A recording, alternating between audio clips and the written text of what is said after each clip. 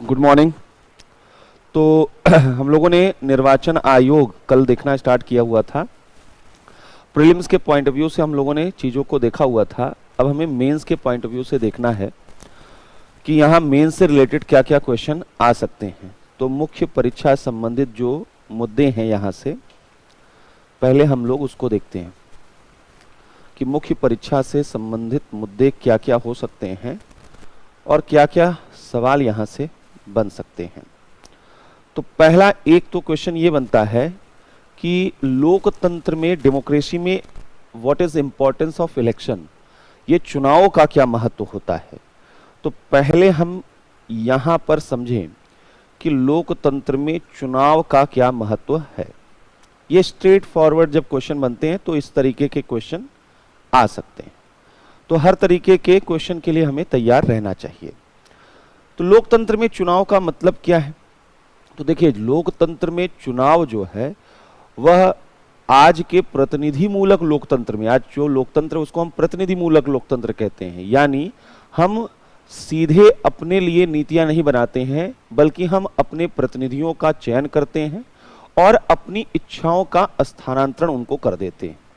अगर चुनाव अच्छे तरीके से हो रहा है तो हम अपने अनुसार अपने प्रतिनिधि का चयन करेंगे और अपनी इच्छाओं का वास्तविक हस्तांतरण कर पाएंगे।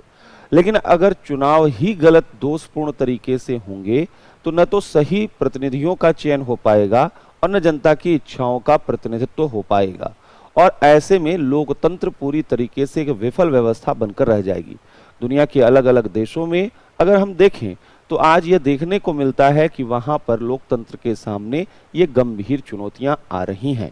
तो पहला और सबसे महत्वपूर्ण पहलू जो है कि चुनाव के माध्यम से ही प्रतिनिधियों का चयन होता है। इलेक्शन जो है वह टूल है जिसके माध्यम से प्रतिनिधियों का चयन यहाँ पर देखा जाता है, प्रतिनिधियों का चयन यहाँ पर देखा जाता है।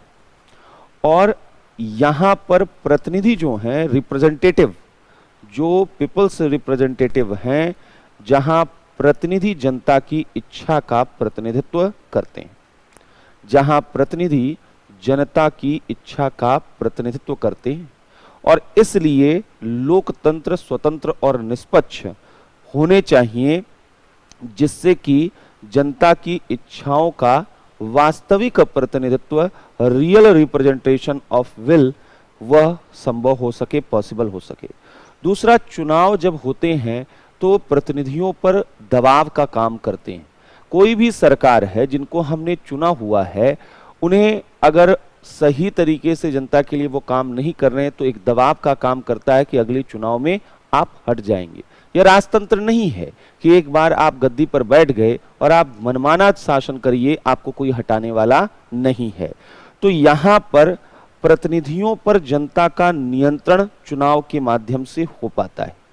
जो हमारे रिप्रेजेंटेटिव्स हैं उन पर जनता का नियंत्रण, कंट्रोल ऑफ पीपल जो है, जनता का नियंत्रण यहाँ पर जो है वह चुनाव के माध्यम से ही, थ्रू इलेक्शन ही हो पाता है। इस वजह से भी चुनाव का महत्व बहुत ज्यादा है। तीसरा, तो और इसी से निकल के आता है कि सरकार को जवाबदेह बनाना संभव हो पाता है। हम सरकारों को, गवर्नमेंट्स को रिस्पॉन्सिबल बनाते हैं, सरकार को जवाबदेह बनाना, रिस्पॉन्सिबल बनाना पॉसिबल हो पाता है। इसलिए भी इलेक्शन जरूरी होते हैं। इलेक्शन एक तरीके का चेंज का भी टूल होता है। किसी भी देश में, किसी भी समाज में अगर परिवर्तन लाना है तो यह एक ऐसा परिवर्तन है जो डेमोक्रेटिक चेंज लाता है, एक साइलेंट चेंज लाता है। दुनिया में कई बार निरंकुश सरकारों के खिलाफ हिंसक क्रांतियों को आपने सुना होगा कि वहां हथियारों के जरिए, हिंसा के जरिए व्यवस्था में बदलाव लाया जाता है। लेकिन चुनाव, इलेक्शन तो शांतिपूर्ण तरीके से पूरी व्यवस्था में बदलाव ला सकता है। एक तरीके की सरकार को बदलकर एक दूसरे तरीके की सरकार को लाने का यह शांतिपूर्ण लोकतांत्रिक तरीका होता है। तो इलेक्शंस के थ्रू, चुनाव के माध्यम से शांतिपूर्ण व लोकतांत्रिक तरीके से, शांतिपूर्ण व लोकतांत्रिक तरीके से डेमोक्रेटिक वे में राजनीतिक परिवर्तन पॉसिबल है। पॉलिटिकल चेंज जो है वो पॉसिबल है, राजनीतिक परिवर्तन संभव हो पाता है, राजनीतिक परिवर्तन संभव हो पाता है। वायलेंट कोई यहां पर चेंज की संभावना नहीं बचती है। चौथा, चुनाव के जरिए सभी राजनीतिक दल अपने मैनिफेस्टो को लेकर आते हैं, एजेंडा डिसाइड करते हैं, डिबेट डिस्कशन होता है, स्पीचेस होते हैं, गोष्ठियां, कार्यक्रम।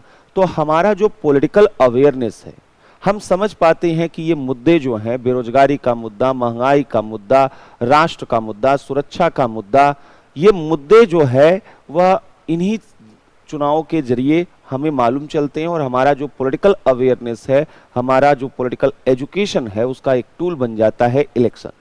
तो चुनाव के माध्यम से नागरिकों में, चुनाव के माध्यम से नागरिकों में राजनीतिक जागरूकता देखी जाती है, राजनीतिक जागरूकता आ पाती है। उनकी सक्रियता जो है, राजनीतिक जागरूकता और सक्रियता, political awareness and political activism जो है वो आ पाता है। और चुनाव सरकारों को लेजिटिमेसी देते हैं। एक बार सरकार को हमने चुना, फिर अगली चुनाव में भी हमने उसी सरकार को चुना, तो एक मोहर लगा दिया कि हमारा भरोसा इस सरकार में है। तो चुनावों के माध्यम से, चुनावों के माध्यम से सरकारों की वैधता, लेजिटिमेसी ऑफ गवर्नमेंट, वो पॉसिबल हो पाती है, सरकारों की वैधता स्थापित होती है। तो यहां पर एक तो पहले हमें ये समझना था कि निर्वाचन आयोग निर्वाचन का क्या महत्व है। दूसरा क्वेश्चन यहां से बनता है कि what is role of election commission of India.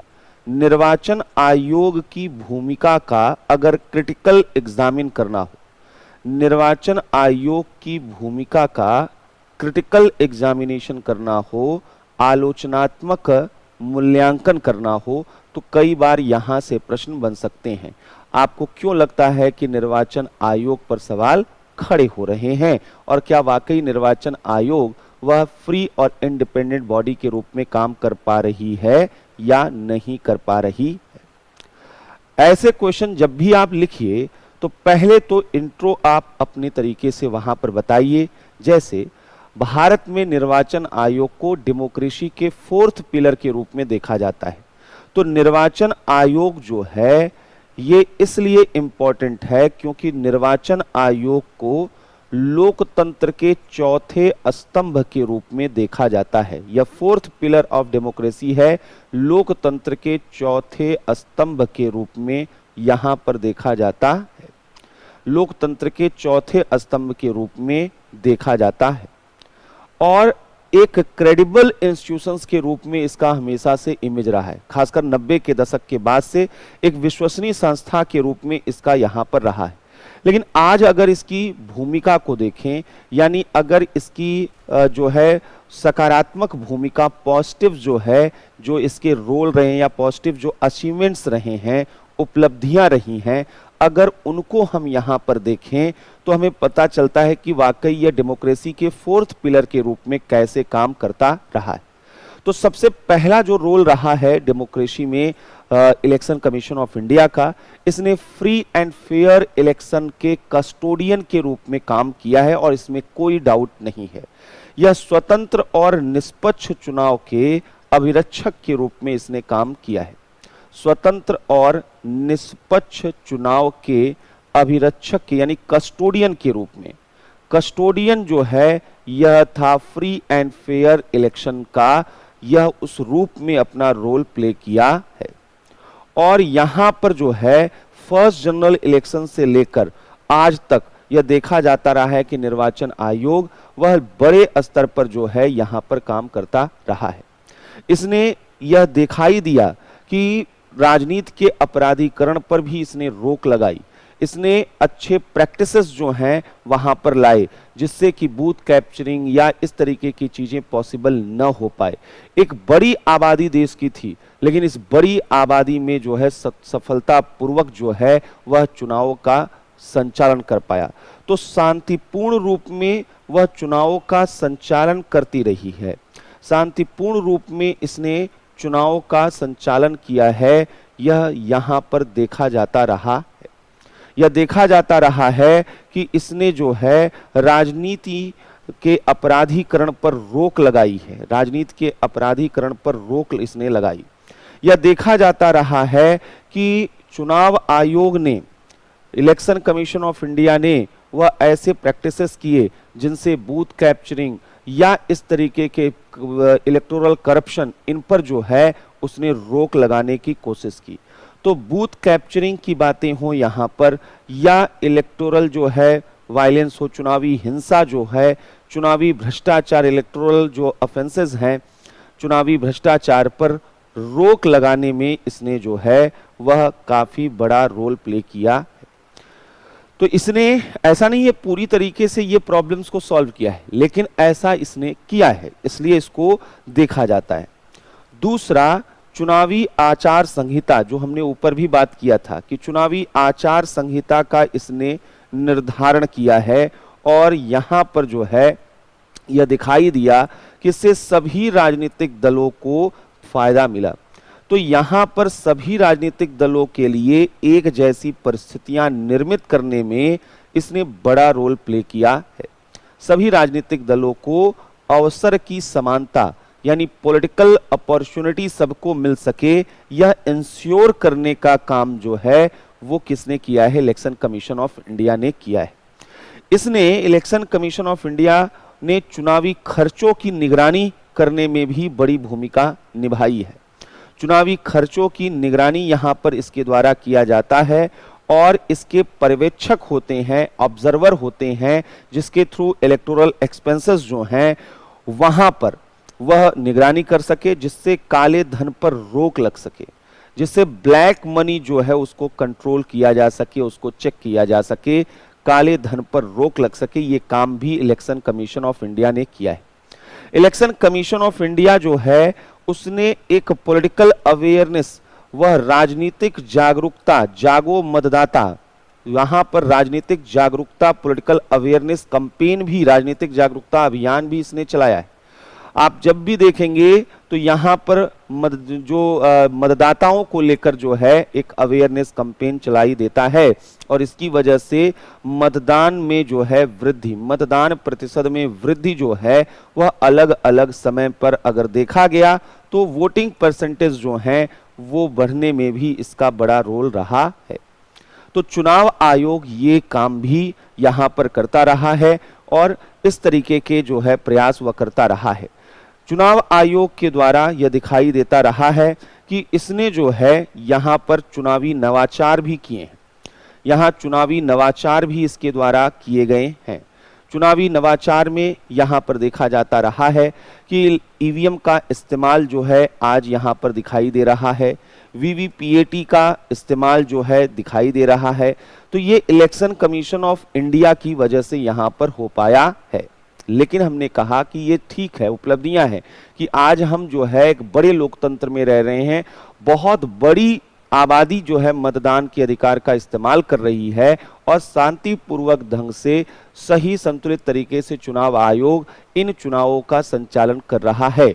लेकिन आज के समय में निर्वाचन आयोग की विवादास्पद भूमिका भी देखने को मिलती है। सवाल है, disputed role of election commission of India क्या है, निर्वाचन आयोग की कमियां क्या हैं, ये यहाँ पर हमारे लिए जानना बहुत जरूरी है। तो हम कई बता सकते हैं कि हाँ, इलेक्शन कमीशन का ये रोल रहा है या ये काम करता रहा है, लेकिन अगर हम देखें तो पहली प्रॉब्लम जो आ रही है कि रिसेंटली जो देखा जा रहा है कि हाल के वर्षों में संस्थागत विश्वसनीयता में कमी आई है। जो इसकी इंस्टीट्यूशनल क्रेडिबिलिटी है, इसकी संस्थागत विश्वसनीयता है, उसमें एक जो है गिरावट देखा जा रहा है, संस्थागत विश्वसनीयता में एक कमी देखी जा रही है। ये एक बड़ा प्रॉब्लम यहां पर देखा जा रहा। आज निर्वाचन आयोग की भूमिका पर प्रश्न उठ रहे हैं और अब जो है इसे सबसे क्रेडिबल इंस्टीट्यूशन नहीं माना जा रहा है। यहां निर्वाचन आयोग की भूमिका पर प्रश्न उठ रहे हैं, यहां पर जो है भूमिका पर प्रश्न उठ रहे हैं। और ये प्रश्न क्यों उठ रहे हैं, पहले तो ये समझें कि आखिर कहां पर जो है चुनाव आयोग की विश्वसनीयता वो खत्म होती जा रही है, क्यों इस पर सवाल उठ रहे हैं। पहला, जो निर्वाचन आयुक्तों की नियुक्ति की प्रक्रिया है उस वजह से ऐसा देखने को मिलता है। निर्वाचन आयुक्तों की जो नियुक्ति है, जो appointment of chief election commissioner and other commissioner है, वह एक पॉलिटिकल अपॉइंटमेंट के रूप में देखा जा रहा है। इसे राजनीतिक नियुक्ति के रूप में देखा जाता है, क्योंकि केंद्र सरकार अपने मनमाफिक आयुक्तों को नियुक्त करती है, तो राजनीतिक नियुक्ति के रूप में देखा जा रहा है। और यहां पर बोला जाता है कि अक्सर ऐसी नियुक्तियां जो है राजनीतिक रूप में होती हैं और चुनाव आयोग जो है उस पर, चुनाव आयुक्तों पर सरकार के पक्ष में कार्य करने का जो है वह आरोप लगता है। तो यहां पर चुनाव आयोग पर, इसी वजह से चुनाव आयोग पर वह सरकार के प्रति पक्षपात पूर्ण व्यवहार जो है देखा जाता है कि यह फेवरिज्म जो है वह गवर्नमेंट के फेवर में करती है, पक्षपात पूर्ण व्यवहार करता है।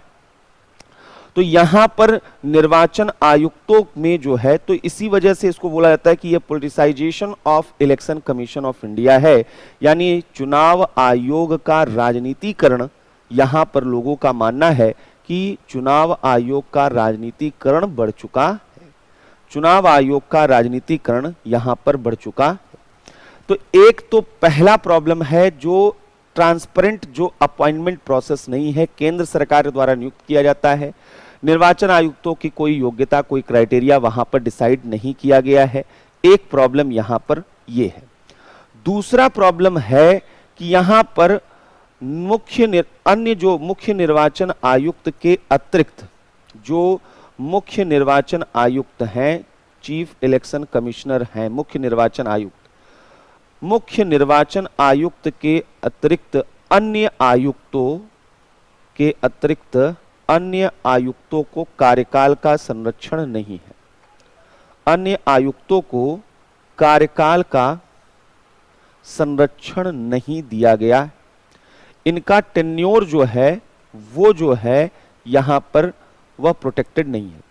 जो मुख्य निर्वाचन आयुक्त हैं, वो मुख्य निर्वाचन आयुक्त को यह देखा जाता है कि उनको सुप्रीम कोर्ट के जजेस की भांति पद से हटाया जाता है, लेकिन अदर जो कमिश्नर हैं, इलेक्शन कमिश्नर, उनको बोला गया है कि राष्ट्रपति मुख्य निर्वाचन आयुक्त की अनुशंसा पर कभी भी हटा सकता है। तो ऐसे में यह पूरे निष्पक्ष रूप में काम ही नहीं कर पाते हैं, इनके लिए दबाव हमेशा रहता है कि इन्हें कभी भी हटाया जा सकता है। यह भी एक बड़ा इनको जो है प्रश्न यहां पर आता है। तीसरा ये आरोप लगता है कि यह दंत विहीन संस्था है, टीथलेस इंस्टीट्यूशन है। इसके ऊपर आरोप लगता है कि यह दंतहीन संस्था है, यह टीथलेस इंस्टीट्यूशन है। और ऐसा क्यों बोला जाता है, इसके पीछे बहुत सी वजह है। जैसे जो मॉडल कोड ऑफ कंडक्ट है, आचार संहिता, यह model code of conduct legal नहीं है, तो वह कोई कार्यवाही चुनाव आयोग नहीं कर पाता है। आचार संहिता वैधानिक नहीं है। दूसरा क्या बोला जाता है कि भाई कोई भी संस्था तब अच्छे से काम कर पाती है जब उसकी फंडिंग होती है। अगर कोई भी संस्था का खर्चा, वेतन, व्यय वह भारत की संचित निधि कंसोलिडेटेड फंड ऑफ इंडिया पर चार्ज्ड होती है, तो उसका मतलब होता है कि उनके कार्यकाल में कोई उसमें रिड्यूस नहीं किया जा सकता, कटौती नहीं की जा सकती है। लेकिन unfortunately election commission of India के जो खर्चे हैं, वेतन हैं, वो भारत की संचित निधि पर भारित नहीं है। तो यहां दूसरा बड़ा प्रॉब्लम है कि निर्वाचन आयोग के जो सदस्यों के वेतन हैं, सदस्यों के वेतन और प्रशासनिक व्यय, जो एडमिनिस्ट्रेटिव एक्सपेंडिचर हैं, और प्रशासनिक व्यय वह भारत सरकार की संचित निधि पर भारित नहीं है। भारत सरकार की संचित निधि पर भारित नहीं है। सरकार की संचित निधि पर भारित नहीं। तो ये भी एक प्रॉब्लम यहां पर जो है देखने को मिलता। तो इस वजह से यहां पर जो है प्रॉब्लम आती है। तो ये भी एक बोला जाता है कि ये दंत विहीन और अवमानना, अपनी अवमानना पर अगर चुनाव आयोग का कोई कंटेम्प्ट कर देता है, कंटेम्प्ट करता है, अपनी अवमानना पर दंड देने की शक्ति नहीं है। दंड देने की शक्ति नहीं है। तो इस वजह से भी बोला जाता है कि यहां पर जो है वह ऐसा देखा जा रहा है। और हाल फिलहाल ईवीएम विवाद की वजह से भी इसकी विश्वसनीयता पर क्या है, यहां पर जो है वह सवाल खड़े हुए हैं। ईवीएम विवाद की वजह से भी यहां पर वह सवाल खड़े हो रहे हैं।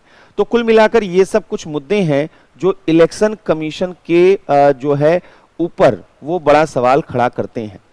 ऐसे में एक और सवाल बनता है कि भारत में कैसे चुनाव सुधार आप चाहते हैं या होने चाहिए।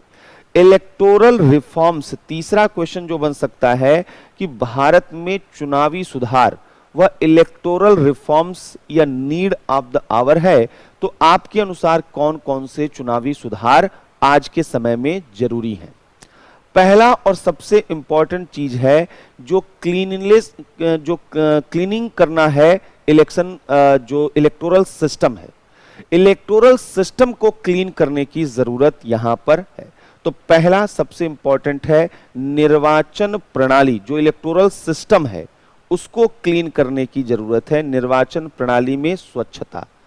अब स्वच्छता निर्वाचन प्रणाली में कैसे, तो इसको भी अलग अलग हेड में देखिए। पहला सबसे बड़ा प्रॉब्लम क्या आ रहा है, क्रिमिनल बैकग्राउंड के लोग अगर वह पॉलिटिक्स में आएंगे तो इलेक्शन का पूरा महत्व कम हो जाएगा। तो पहला है क्रिमिनल बैकग्राउंड जो है, आपराधिक पृष्ठभूमि के उम्मीदवारों का, आपराधिक पृष्ठभूमि के उम्मीदवारों का चुनाव में प्रवेश न हो। पहला तो जरूरत किस चीज का है कि आपराधिक पृष्ठभूमि के उम्मीदवारों के चुनाव में प्रवेश पर रोक कैसे लगाया जाए। चुनाव में प्रवेश पर रोक कैसे लगाया जाए, ये सबसे जरूरी चीज यहां पर है। यहां पर जो सबसे चौंकाने वाले आंकड़े हैं, एडीआर यानी association of democratic reform, ADR की रिपोर्ट कहती है हमारे यहां कि 2019 में जो 17वीं लोकसभा है, 17th लोकसभा है, इस लोकसभा में 43% जो वहां पर पार्लियामेंट्रियन हैं, सांसदों पर आपराधिक मामले दर्ज हैं। क्रिमिनल केसेस जो हैं वह रजिस्टर्ड हैं, आपराधिक मामले वह चल रहे हैं। कितने, 43% सांसदों पर आपराधिक मामले दर्ज हैं और इनमें भी 29% सांसदों पर हीनियस क्राइम के आरोप हैं, सीरियस क्राइम के आरोप हैं। इनके ऊपर मर्डर का, रेप का, रॉबरी का, इस तरीके के केसेस यहां पर चल रहे हैं। तो ये अपने आप में अनफॉर्चुनेट है कि कैसे इसे रोका जाए कि जो यहां पर वो आ रहे हैं। एडीआर ने एक और अपना सर्वे कराया और उसने कहा कि असल में भारत में लोग वह अपराधियों को जिताना चाहते हैं। ये सवाल केवल सिस्टम का नहीं, ये सवाल माइंडसेट का भी है, सोसाइटी का। लोगों को ऐसे जो ग्लैमरस लोग होते हैं, पावरफुल लोग होते हैं, मसल पावर जिनके पास होता है, वो ज्यादा सिक्योर फील करते हैं अपने को उस लीडर के लीडरशिप में। और ये अपने आप में चौंकाने वाला सर्वे यहां पर है। तो एक तो पहला प्रॉब्लम यहां पर है, आपराधिक पृष्ठभूमि के उम्मीदवारों पर कैसे रोक लगे। दूसरा, चुनावों में काले धन की जो बढ़ती भूमिका है, ये अपने आप में जो है सबसे बड़ी समस्या बन चुकी है। चुनाव में काले धन की बढ़ती भूमिका, ब्लैक मनी का रोल अगर बढ़ेगा तो आप समझिए कि यहां बहुत से प्रॉब्लम एक साथ आएंगे। और इन दोनों प्रॉब्लम को मिला दें, मसल पावर, मनी पावर, तो यहां से प्रॉब्लम जो आ रही है, इससे जो प्रॉब्लम आ रही है कि अब इलेक्शन में पॉलिटिकल अपॉर्चुनिटी नहीं रही। कोई छोटा दल है, कोई ईमानदार कैंडिडेट है, कोई सामान्य पृष्ठभूमि का कैंडिडेट है, वो चुनाव नहीं लड़ सकता है। चुनाव इसलिए नहीं लड़ सकता है कि राजनीतिक दल उन लोगों को ही टिकट दे रहे हैं जो पैसे से मजबूत हैं और जो ताकत से मजबूत हैं। ऐसे में अगर कोई साफ सुथरी छवि का व्यक्ति वह एक क्लीन पॉलिटिक्स करने के लिए आए तो इस डर्टी पॉलिटिक्स में उसके पास कोई जगह नहीं है। तो प्रॉब्लम है कि राजनीतिक रूप में अवसर की समानता कम हुई है। यह पॉलिटिकली जो है, जो अपॉर्चुनिटी, इक्वलिटी ऑफ अपॉर्चुनिटी है, वो उसको कम करता जा रहा है। राजनीतिक रूप में अवसर की समानता कम हुई है और ऐसे में सबसे बड़ा जो प्रॉब्लम है कि जो क्लीन, नीट एंड क्लीन जो है कैंडिडेट हैं, स्वच्छ छवि के उम्मीदवार हैं, उनके प्रवेश पर रोक लगी है। स्वच्छ छवि के उम्मीदवारों के लिए डीमोटिवेशन का काम है। स्वच्छ छवि के उम्मीदवारों का राजनीति में प्रवेश पर रोक ये एक तरीके से लगा देता है। राजनीति में प्रवेश पर रोक यहां पर लग जाता है। काले धन की वजह से ऐसे लोग नहीं आते और छोटे जो दल हैं वो उनके अस्तित्व पर प्रॉब्लम आ जाता है। आज के समय में इलेक्शन बहुत खर्चे वाला काम हो गया है, तो कोई सोच रहा है कि हम छोटा सा पॉलिटिकल पार्टी बनाएंगे और हम चुनाव, ऐसे नहीं होगा। आज आपको बड़ी फंडिंग की जरूरत होती है। मोनोपोली यहां पर बड़े पॉलिटिकल पार्टीज का है, छोटे पॉलिटिकल पार्टी सर्वाइव ही नहीं कर सकते। तो छोटे राजनीतिक दलों के अस्तित्व पर ही, एग्जिस्टेंस पर ही वह क्राइसिस आ जाता है, इनके अस्तित्व पर ही संकट यहां पर आ जाता। छोटे राजनीतिक दलों के एग्जिस्टेंस पर ही जो है वह संकट यहां पर दिखाई देता है। और प्रॉब्लम केवल ये नहीं है कि पॉलिटिकल अपॉर्चुनिटी जो है वो यहां पर रिड्यूस हुई है या वहां पर क्लीन इमेज के लोग नहीं आ रहे हैं या स्मॉल पॉलिटिकल पार्टी का एग्जिस्टेंस खतरे में है। प्रॉब्लम यह है कि ब्लैक मनी एक पैरेलल इकोनॉमी है, ये देश की अर्थव्यवस्था को कमजोर कर रहा है। इससे एक डेवलपिंग कंट्री के रूप में हमारी प्रायोरिटी डाइवर्ट हो रही है। जहां पर हमें चाहिए, ब्लैक मनी का मतलब है जिस पर सरकार के पास टैक्स नहीं जा रहा है, और अगर ये पैसा सरकार के पास आता तो सरकार इसके थ्रू हेल्थ, एजुकेशन, तमाम जगहों पर वह काम कर पाती। तो प्रॉब्लम यह है कि काला धन जो है वह काला धन जो है वह भ्रष्टाचार को बढ़ावा दे रहा है। इसी वजह से तो भ्रष्टाचार बढ़ेगा, काला धन की वजह से करप्शन बढ़ रहा है, भ्रष्टाचार जो है में वृद्धि देखी जा रही है। लोग काला धन चाहते हैं, चुनाव जीतना है तो करप्शन वहां पर आपको करना पड़ेगा, तभी तो पैसा आपके पास आएगा। और यह समानांतर अर्थव्यवस्था के रूप में काम कर रहा है, पैरेलल इकोनॉमी के रूप में, समानांतर अर्थव्यवस्था के रूप में, यह समानांतर अर्थव्यवस्था के रूप में वह राष्ट्रीय अर्थव्यवस्था को कमजोर कर रहा है, हमारी नेशनल इकोनॉमी को यह कमजोर बना रहा है। तो अगर चुनावी सुधार करना है तो पहले मनी और मसल पावर को इंप्रूव करना होगा, मतलब इनको हटाना होगा। राष्ट्रीय अर्थव्यवस्था को कमजोर कर रहा है। और सबसे इंपॉर्टेंट चीज मालूम है, आज सबसे बड़ा चीज है कि चुनाव क्या बन चुका है। चुनाव, यहां इलेक्शन का मतलब होता था कि हम जाते थे और कहते थे कि हम सेवा करने के लिए आए। पॉलिटिक्स को, राजनीति को सेवा करने के रूप में देखा जाता था। सेवा वगैरह नहीं है। चुनाव कैसे जीता जा सकता है, तो एक प्रशांत किशोर जी आएंगे, बताएंगे हमारे पास फार्मूला है, हम बहुत से जो है केमिकल इक्वेशन लेकर आएंगे, इधर से सोडियम, उधर से पोटेशियम, उधर से मैग्नीशियम, सब इधर उधर घोल मिलाकर, और हम चुनाव आपको जिता देंगे। बहुत से जो पॉलिटिकल पार्टी में कार्यकर्ता बहुत दिनों से, 10-20 साल से काम कर रहे हैं, वो इग्नोर हैं, उनको इग्नोर कर दिया गया है। और ऐसे लोगों को राजनीति में बढ़ावा मिल रहा है जो फंड मैनेजर हैं। आप पैसा मैनेज कर सकते हैं हमारी सरकार के लिए, कर सकते हैं, तो ठीक है, आप आइए, आपको हम बड़ा पद देते हैं, आपको हम राज्यसभा में भेजेंगे। तो यहां पर जो है ये प्रॉब्लम आती है। आपने सुना होगा जब आम आदमी पार्टी ने 3 सांसदों को राज्यसभा में उसे भेजना था, तो उन्होंने एक ऐसे उद्योगपति को संसद में भेजा जिसका विरोध कुमार विश्वास ने किया, और कुमार विश्वास खुद चाहते थे कि भाई हमें भी राज्यसभा में जाने का मौका मिले, हमने पूरी लड़ाई लड़ी है इस मुद्दे पर। जो है वहां पर वह विभाजन देखा गया, कुमार विश्वास ने छोड़ दिया। हर एक पॉलिटिकल पार्टी के लिए फंड मैनेजर की भूमिका बढ़ती जा रही है, और ये इसी वजह से, क्योंकि काले धन का इस्तेमाल हो रहा है। तो कौन काले धन को जो है, तो राजनीतिक दलों में फंड मैनेजर की भूमिका वह बढ़ती जा रही, फंड मैनेजर की भूमिका जो है वो बढ़ती जा रही। और ये सब दुर्भाग्यपूर्ण है, ये सब अनफॉर्चुनेट जो है फीचर है हमारे पॉलिटिकल सिस्टम का। तो पहला जो बड़ा मुद्दा था चुनाव प्रणाली में। दूसरी प्रॉब्लम जो आ रही है उसको कैसे इंप्रूव करना है, चुनाव प्रणाली की विश्वसनीयता पर संकट, यानी जो क्राइसिस ऑफ क्रेडिबिलिटी है वह उसको कैसे दूर किया जाए। चुनाव सुधार में पहला सुधार मनी और मसल जो है पॉलिटिक्स, इसको हमें खत्म करना होगा। दूसरा हमारे लिए जरूरी है चुनाव प्रणाली की विश्वसनीयता पर जो संकट, हमें उसे दूर करने की जरूरत है। चुनाव प्रणाली की विश्वसनीयता पर संकट क्यों है? क्योंकि स्वतंत्र और निष्पक्ष चुनाव अब संदेह के घेरे में आते जा रहे हैं। स्वतंत्र और निष्पक्ष चुनाव जो है पर प्रश्न खड़े हो रहे हैं। स्वतंत्र और निष्पक्ष चुनाव पर, फ्री एंड फेयर इलेक्शन पर जो है वह प्रश्न खड़े हो रहे हैं। स्वतंत्र और निष्पक्ष चुनाव पर प्रश्न खड़े हो रहे हैं। यहां पर देखा जा रहा है कि वह चुनाव आयोग की भूमिका पर सवाल यहां पर खड़े हो रहे हैं। यहां पर ईवीएम विवाद ने इस चीज को बढ़ा दिया है। ईवीएम विवाद यहां पर जो है बोला जा रहा है कि जब ईवीएम हैक अगर हो जाएगी, अगर ऐसी बातें, ये आरोप सही हुए, तो चुनाव का फिर मतलब क्या रह जाएगा? चुनावी आचार संहिता का उल्लंघन हो रहा है।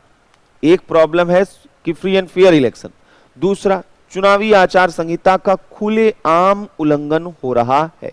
मॉडल और कोड ऑफ कंडक्ट कौन फॉलो कर रहा है?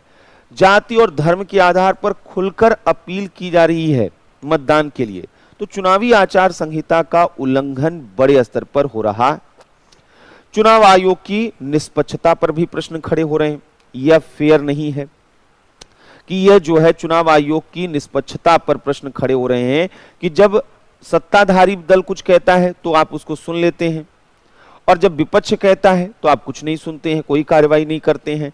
तो इनके ऊपर आरोप लगता है कि भाई आप जो है फेवरिज्म कर रहे हैं, पक्षपात पूर्ण व्यवहार कर रहे हैं। तो ये अपने आप में ये सही या गलत है? निर्वाचन आयोग ऐसा कर रहा है या नहीं कर रहा है? निर्वाचन आयोग का कहना है कि नहीं, हमने अभी कभी ऐसा नहीं किया है कि हम सरकार के फेवर में हो। लेकिन अगर ऐसे सवाल खड़े हो रहे हैं तो लोगों का भरोसा लोकतंत्र संविधान व्यवस्था पर उठ जाएगा, और यह अच्छा संकेत नहीं है। और इस वजह से अपोजिशन को भी एक हद तक अपनी जिम्मेदारी समझनी होगी कि अगर आज वो ईवीएम और चुनाव आयोग पर सवाल खड़ा कर रहे हैं तो कल को कोई दूसरी अपोजिशन आएगी और उनकी सरकार होगी तो यही स्थिति आएगी। यहां पर आलोचना और यहां पर जवाबदेहिता वह विपक्ष तय करना विपक्ष का बड़ा काम है।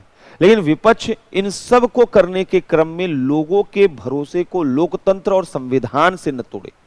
वह यह एहसास दिलाए, नकारात्मक राजनीति न करते हुए यह एहसास दिलाए कि हम लड़ेंगे और हम बदलेंगे।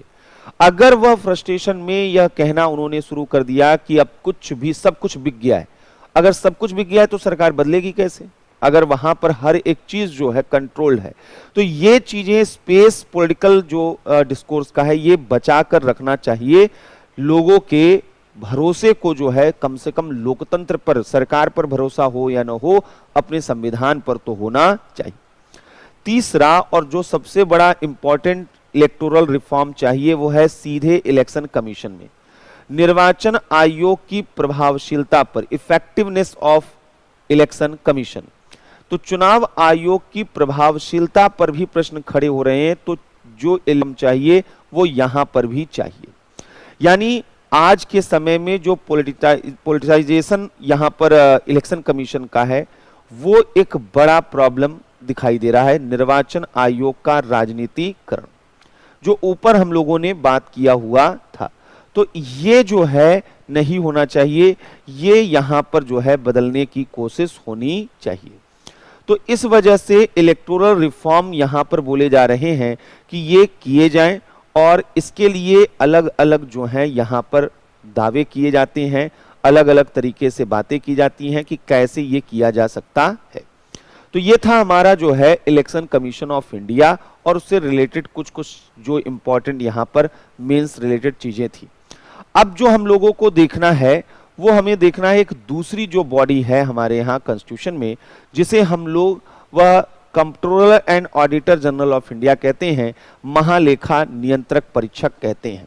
तो अब हम लोगों को जो देखना है वह महालेखा परीक्षक नियंत्रक देखना है। महालेखा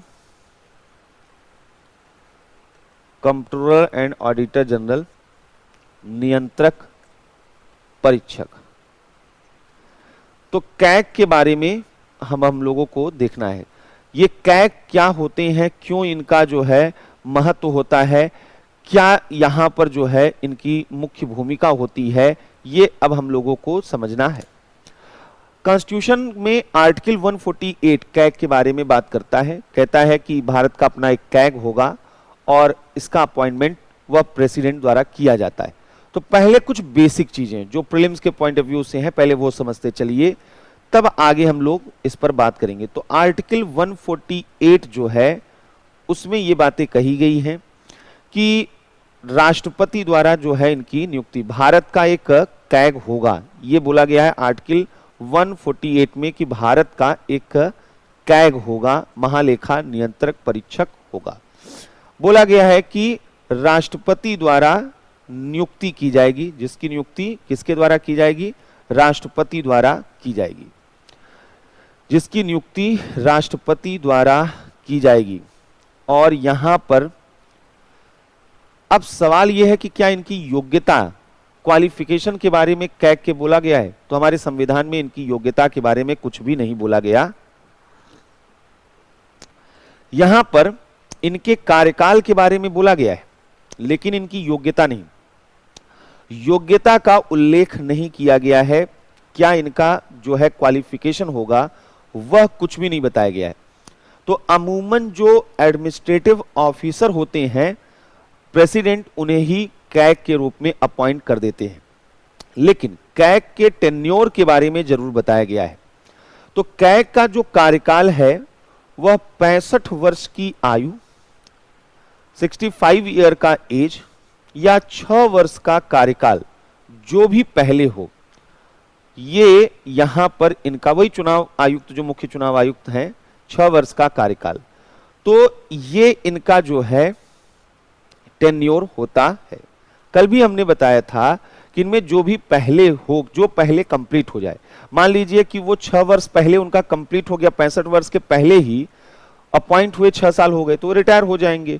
और अगर जो है वहां पर अपॉइंट होने के बाद 6 वर्ष अभी भले ही उनके कार्यकाल के कंप्लीट न हुए हो, लेकिन अगर उनका एज 65 साल का कंप्लीट हो गया तो वो रिटायर हो जाएंगे, जो भी इसमें पहले वहां पर हो। ये तो हो गया सामान्य रूप में उनका कार्यकाल क्या है, लेकिन इन्हें पदमुक्त भी किया जा सकता है। इन्हें यहां पर जो है वह पदमुक्त किया जा सकता है, रिमूव किया जा सकता है। पदमुक्त कैसे किया जा सकता है? जैसे सर्वोच्च न्यायालय के न्यायाधीशों को किया जाता है, यानी इन्हें सर्वोच्च न्यायालय के न्यायाधीशों की भांति, सर्वोच्च न्यायालय के न्यायाधीशों की भांति पदमुक्त किया जा सकता है।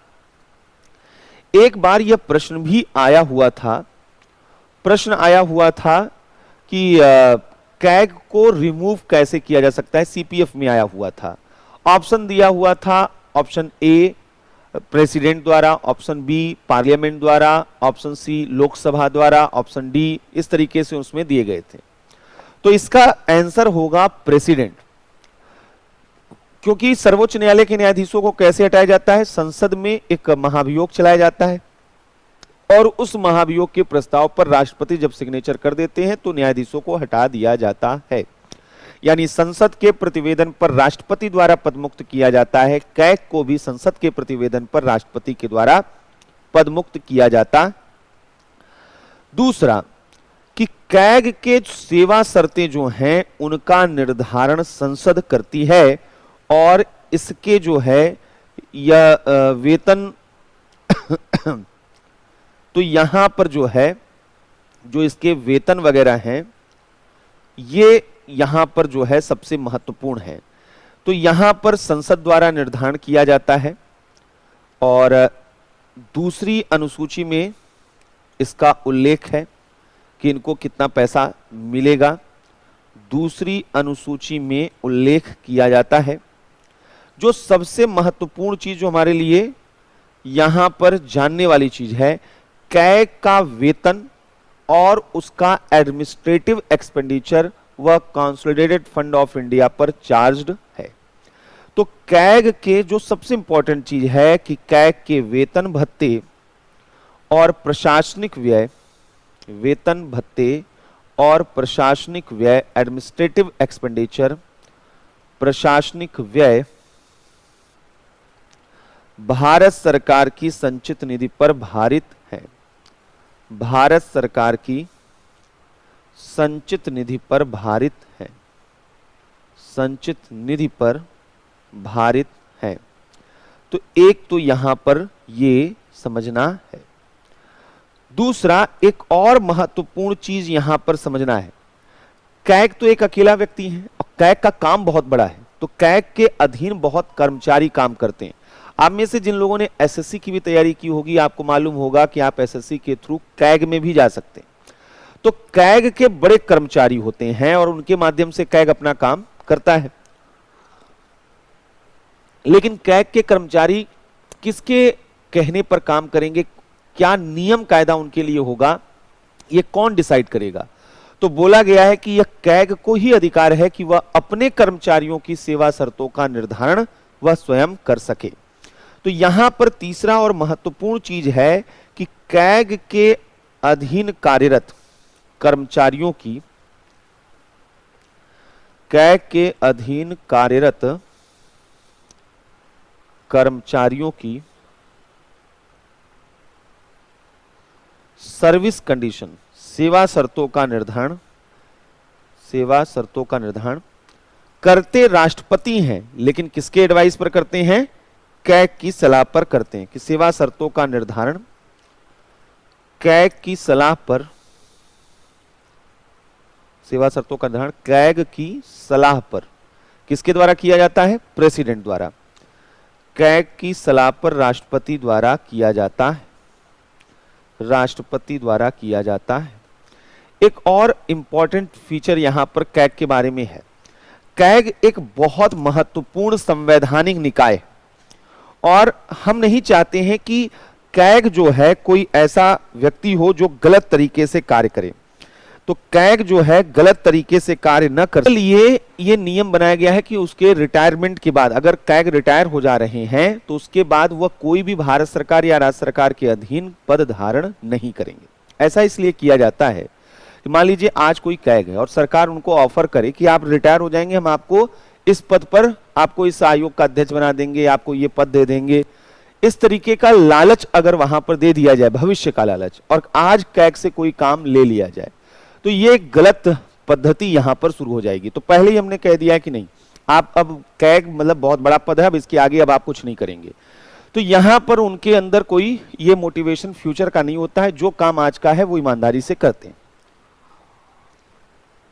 तो यहां पर यह भी एक चीज मायने रखती है कि आफ्टर रिटायरमेंट, सेवानिवृत्त होने के बाद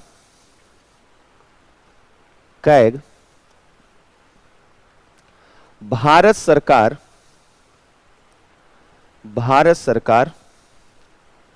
या राज्य सरकार के अधीन, या राज्य सरकार के अधीन कोई लाभ का पद,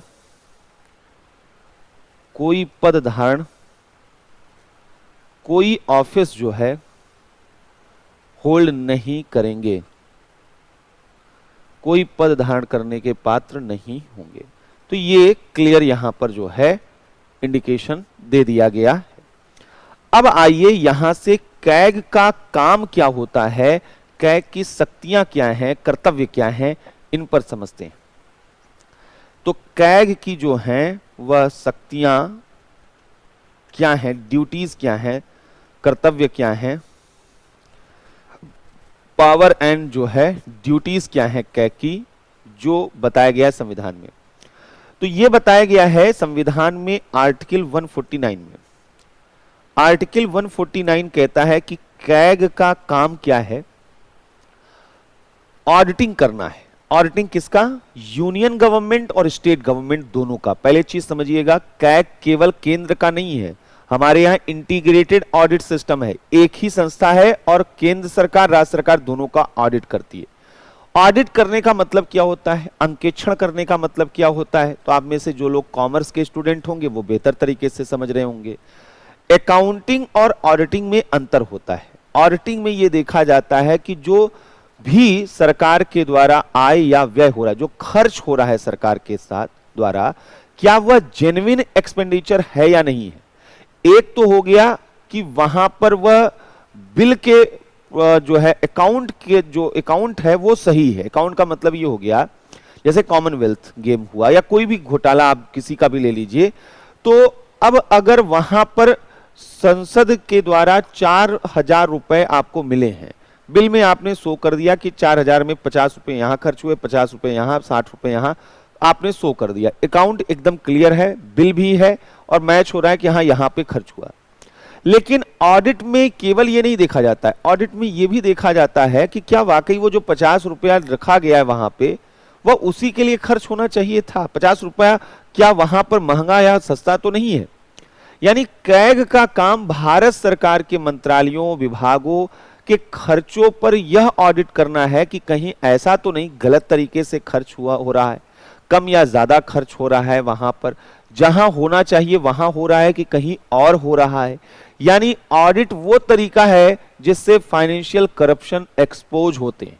इसलिए डॉक्टर अंबेडकर भारत में सबसे महत्वपूर्ण संस्था वो कैग को मानते थे कि अगर कैग ने इफेक्टिवली काम कर दिया तो गवर्नमेंट करप्शन नहीं कर सकती है। तो आर्टिकल 149 यहां पर कहता है कि कैग जो है वह यूनियन और स्टेट, संघ और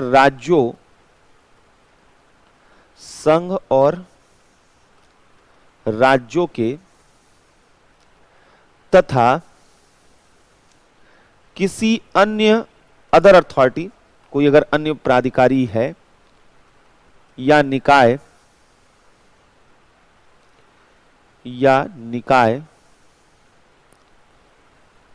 के लेखाओं के संबंध में, अकाउंट्स जो उनके हैं लेखाओं के संबंध में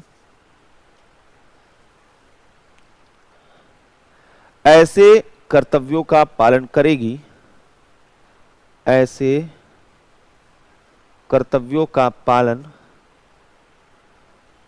और ऐसी शक्तियों का प्रयोग करेगा जो संसद डिसाइड करे, और ऐसी शक्तियों का प्रयोग करेगा जिन्हें संसद द्वारा निर्धारित किया जाए।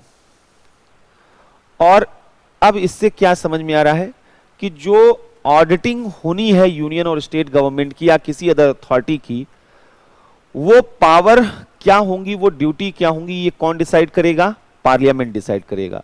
पार्लियामेंट ने क्या ऐसा डिसाइड किया है, जी बिल्कुल किया है। 1971 में CAG duty power and service condition act 1971 बनाया गया। तो यहां पर संसद द्वारा ये बनाया गया कानून, संसद द्वारा कौन सा कानून बनाया गया, कैग महालेखा नियंत्रक परीक्षक, duty power and service condition, कर्तव्य, शक्तियां और सेवा की शर्तें अधिनियम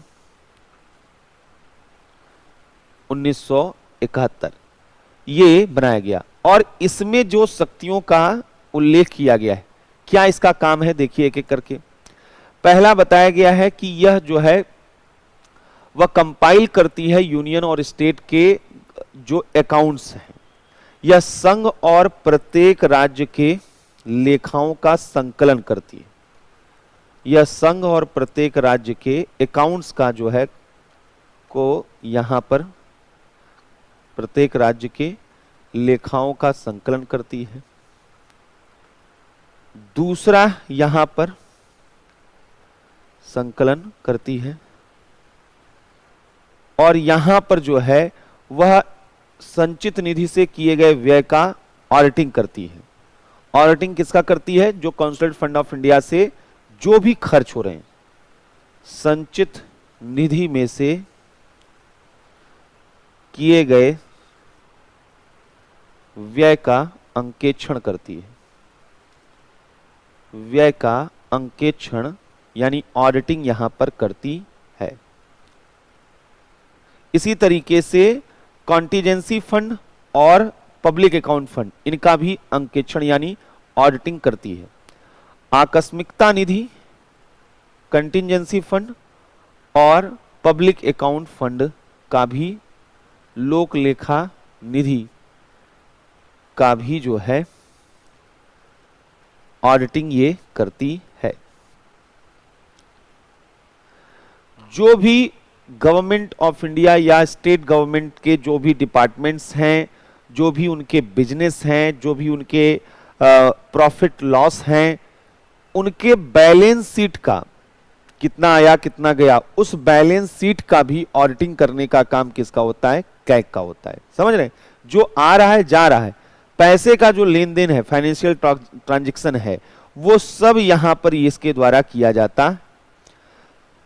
संघ या किसी राज्य द्वारा, संघ या किसी राज्य द्वारा पर्याप्त वित्त पोषित जो फाइनेंस्ड यहां पर इंस्टीट्यूशन है, वित्त पोषित निकाय या प्राधिकारी का अंकेक्षण, ये बड़ा इंपॉर्टेंट है। ये क्यों इंपॉर्टेंट है? क्योंकि कैग से ये एक्सपेक्ट किया जाता था कि वो गवर्नमेंट के जो इंस्टीट्यूशंस हैं, मिनिस्ट्री हैं, डिपार्टमेंट्स हैं, पीएसयूज हैं, उनकी वो ऑडिटिंग करता है। कैग बेसिकली उनकी ऑडिटिंग करता है। लेकिन पिछले कुछ वर्षों से, खासकर 97 के बाद से हमारे यहाँ एक नया मॉडल स्टार्ट हुआ जिसे हम ट्रिपल पी कहते हैं, पब्लिक प्राइवेट पब्लिक पार्टनरशिप, कि जहां पर कोई अगर प्रोजेक्ट है तो गवर्नमेंट और प्राइवेट सेक्टर दोनों मिलकर उस काम को कर रहे हैं। तो अब ऐसे में होता क्या था कि गवर्नमेंट वहां पर फाइनेंस करती थी, गवर्नमेंट वहां पर अदर जो है फैसिलिटीज प्रोवाइड करती थी, लेकिन उसे ऑपरेट करने का काम, उसे कंस्ट्रक्ट करने का काम प्राइवेट सेक्टर करता था और उसका प्रॉफिट भी प्राइवेट सेक्टर को मिलता था।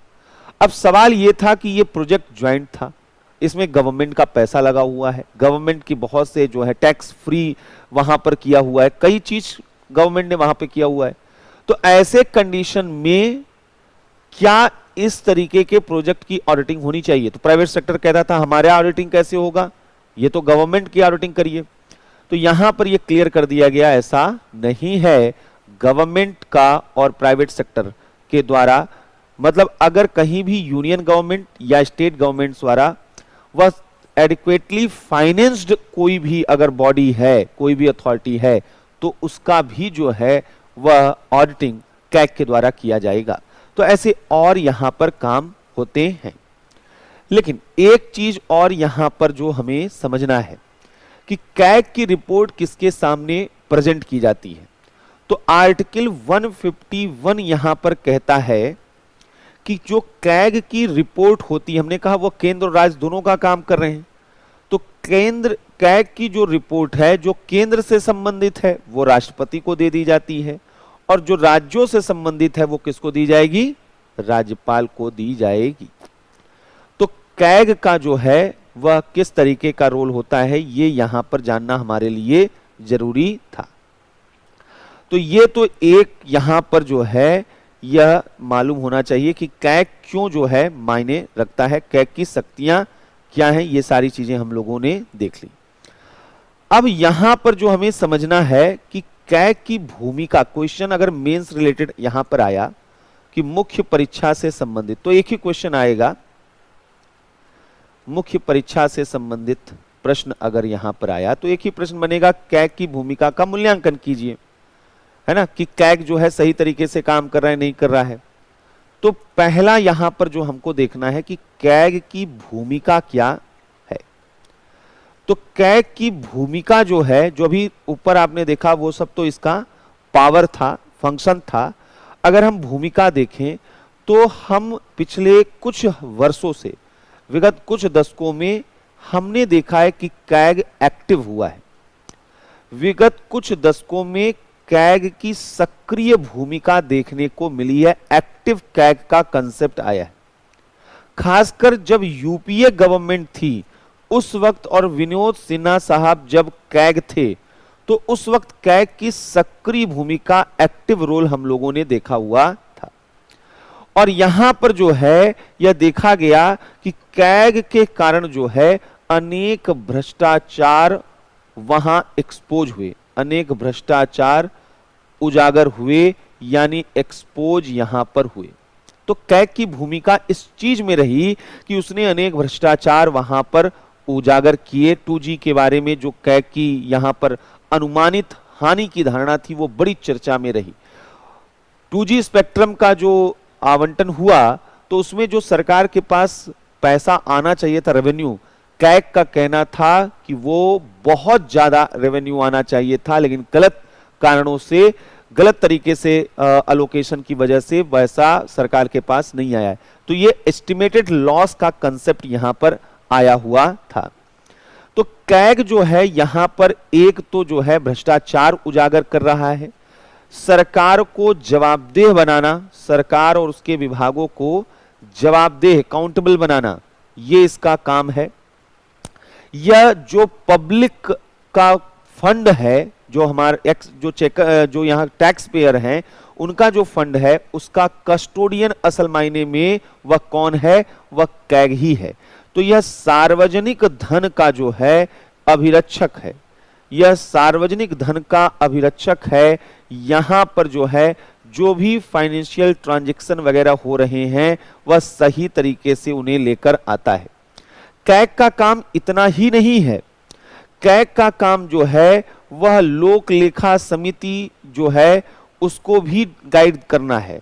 तो कैग जो है वह पीएसी का, कैग जो है लोक लेखा समिति को भी, लोक लेखा समिति और सार्वजनिक उपक्रम समिति, इन सबको मदद देती है। तो कैग लोक लेखा समिति का मित्र है, मार्गदर्शक है, दार्शनिक है। तो इस रूप में भी फ्रेंड है, गाइड है और फिलोसफर है। इस रूप में भी जो है यहां पर अपना रोल प्ले करता। तो इस वजह से भी जो है कैग जो है वह मायने रखता है। यही नहीं, इंटरनेशनल लेवल पर जो ऑडिटिंग इंस्टीट्यूशन है, कैग हमें वहां रिप्रेजेंट करता है। हमारा जो कैग है भारत का अंतर्राष्ट्रीय स्तर पर ऑडिटिंग के लिए, अंकेक्षण के लिए जो एक इंस्टीट्यूशन है, अंकेक्षण के लिए गठित संस्था में भारत का प्रतिनिधित्व करता है। यह इंडिया को रिप्रेजेंट करता है इंटरनेशनल फोरम पर। गठित संस्था में भारत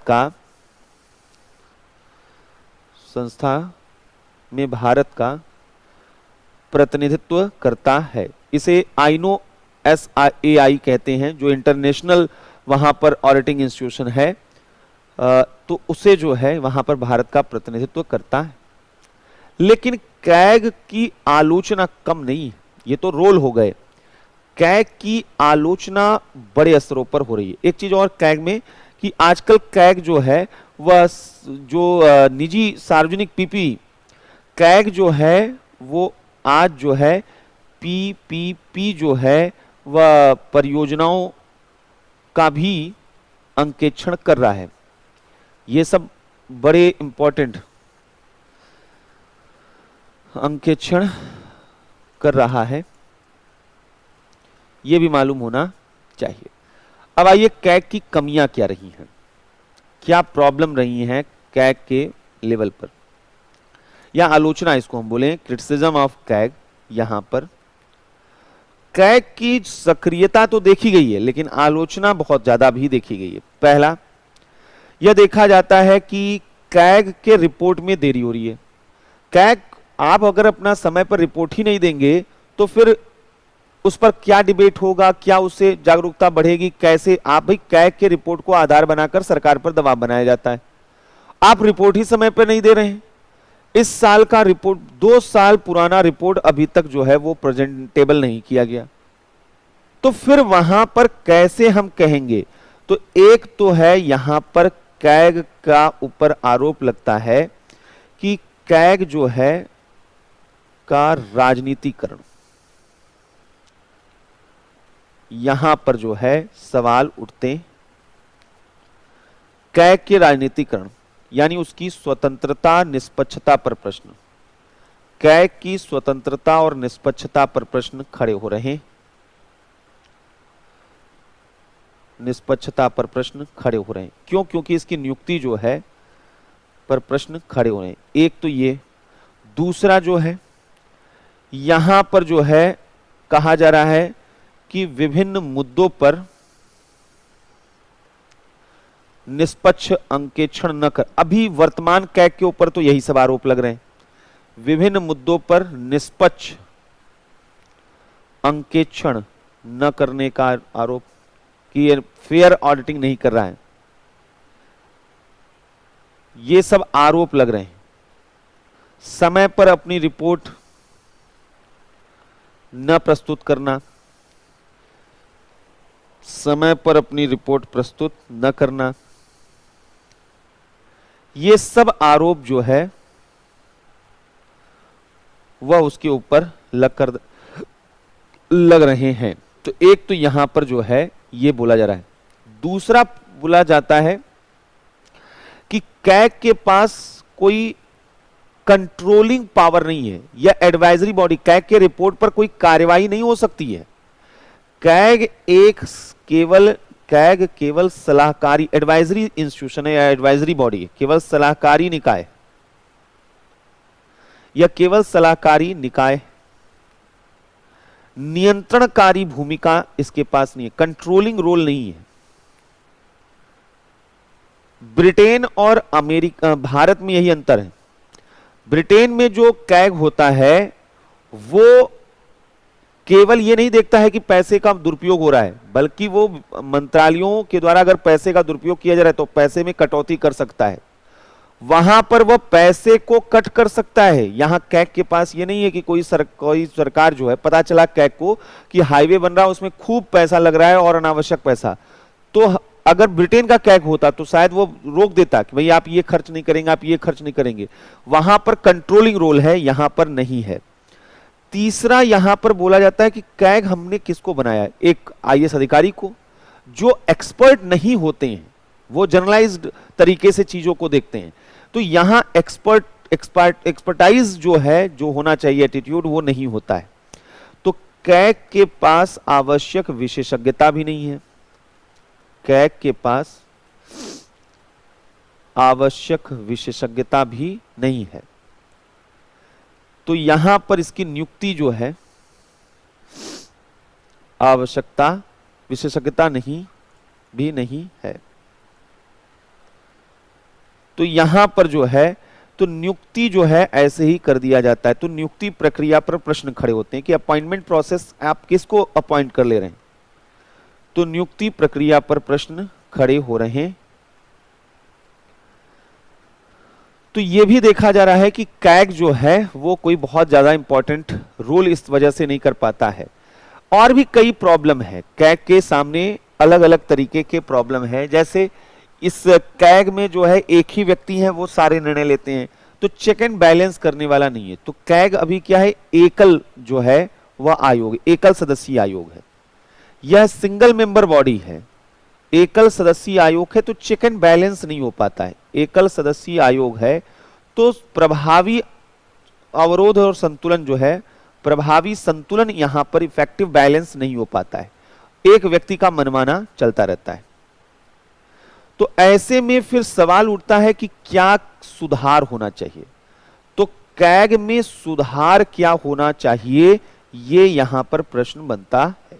क्या रिफॉर्म आप चाहते हैं? फिर पहला जो रिफॉर्म कैग में होना चाहिए कि कैग को अपॉइंट कौन करेगा। तो कैग को अपॉइंट एक कॉलेजियम करे, वहां पर जो है केवल प्रेसिडेंट, किसी को भी वहां कैग न बना दे। कॉलेजियम में वहां पर अपोजिशन पार्टी के लीडर भी हो, प्राइम मिनिस्टर भी हो, ये सब मिलकर एक कॉलेजियम बने और ये लोग जो हैं प्रेसिडेंट को एडवाइस करें और उस एडवाइस के हिसाब पर जो है वहां कैग को अपॉइंट किया जाए। तो पहली चीज है कि अपॉइंटमेंट ऑफ कैग जो है, कैग की नियुक्ति राष्ट्रपति द्वारा, कैग की नियुक्ति राष्ट्रपति द्वारा एक कॉलेजियम के माध्यम से होनी चाहिए, एक कॉलेजियम के परामर्श पर जो है होनी चाहिए, एक कॉलेजियम के परामर्श पर यहां होनी चाहिए। दूसरा, कैग के लिए योग्यता, एक जो है क्वालिफिकेशन क्राइटेरिया वहां पर होना चाहिए। कैग के लिए योग्यता का निर्धारण जो है किया जाना चाहिए, योग्यता का निर्धारण किया जाना चाहिए। और कैग जो है को नियुक्त करने के पहले उसके ट्रैक रिकॉर्ड को भी जरूर एक बार देखा जाए। तीसरा, कैग को बहुसदस्यीय बनाने पर विचार करना चाहिए, मल्टी मेंबर बॉडी, बहुसदस्यीय यानी मल्टी मेंबर बॉडी जो है बनाने का प्रयास होना चाहिए। और साथ ही साथ जो है यहां पर जो है कैग को जो है वह यहां पर की भूमिका को जो है वह प्रभावी बनाया जाए, केवल एडवाइजरी न हो। तो यहां पर कैग के जो है कैग के रिपोर्ट का अनुपालन सुनिश्चित हो, कंप्लायंस जो रिपोर्ट है कैग का उसका कंप्लायंस इंश्योर किया जाए, कैग के रिपोर्ट के अनुपालन को सुनिश्चित किया जाए, तब तो फिर कैग का कोई मतलब आएगा। तीसरा, अब ऑडिटिंग जो हो रहा है ना, नए नए तरीके से ऑडिटिंग हो रहे हैं, दुनिया में नए नए प्रैक्टिसेस हो रहे हैं। हमारे यहाँ कैग जो है उसको अब चाहिए कि वो इनोवेटिव तरीके से ऑडिटिंग करे, जिससे कि रियल डेटा पता चले और करप्शन एक्सपोज हो सके।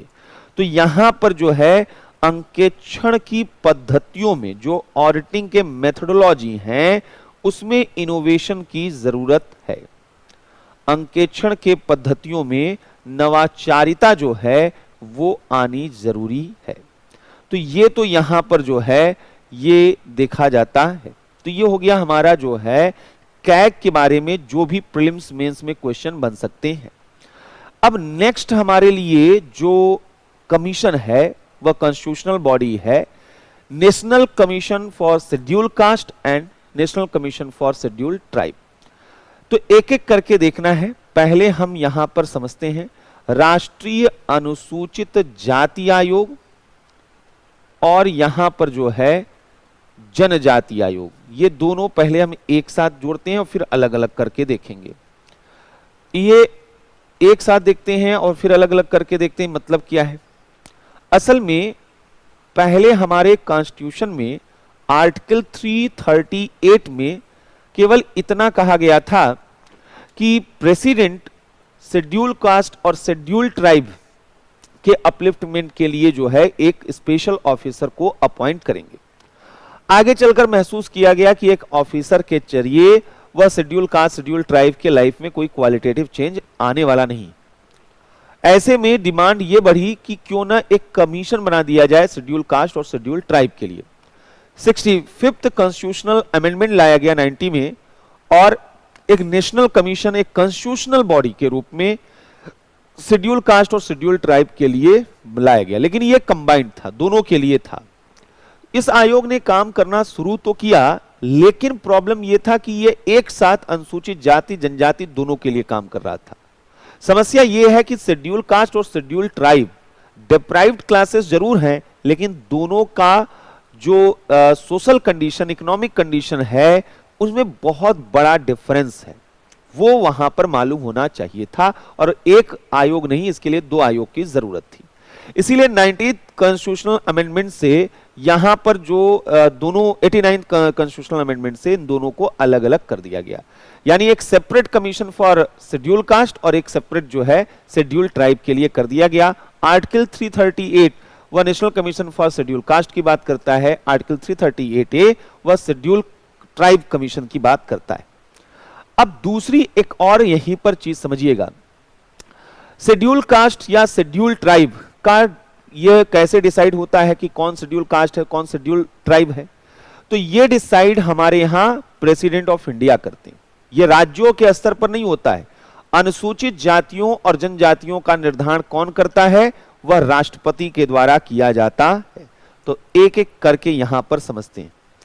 आर्टिकल 341 से पहले हम समझते हैं, यानी अनुसूचित जातियों, शेड्यूल कास्ट का जो है अनुसूचित जाति का निर्धारण कैसे होता है, पहले ये समझते हैं और तब यहां पर शेड्यूल ट्राइब को समझते हैं और तब आयोग के बारे में बात करते हैं। तो आर्टिकल 341 ये कहता है कि राष्ट्रपति द्वारा जो है, राष्ट्रपति द्वारा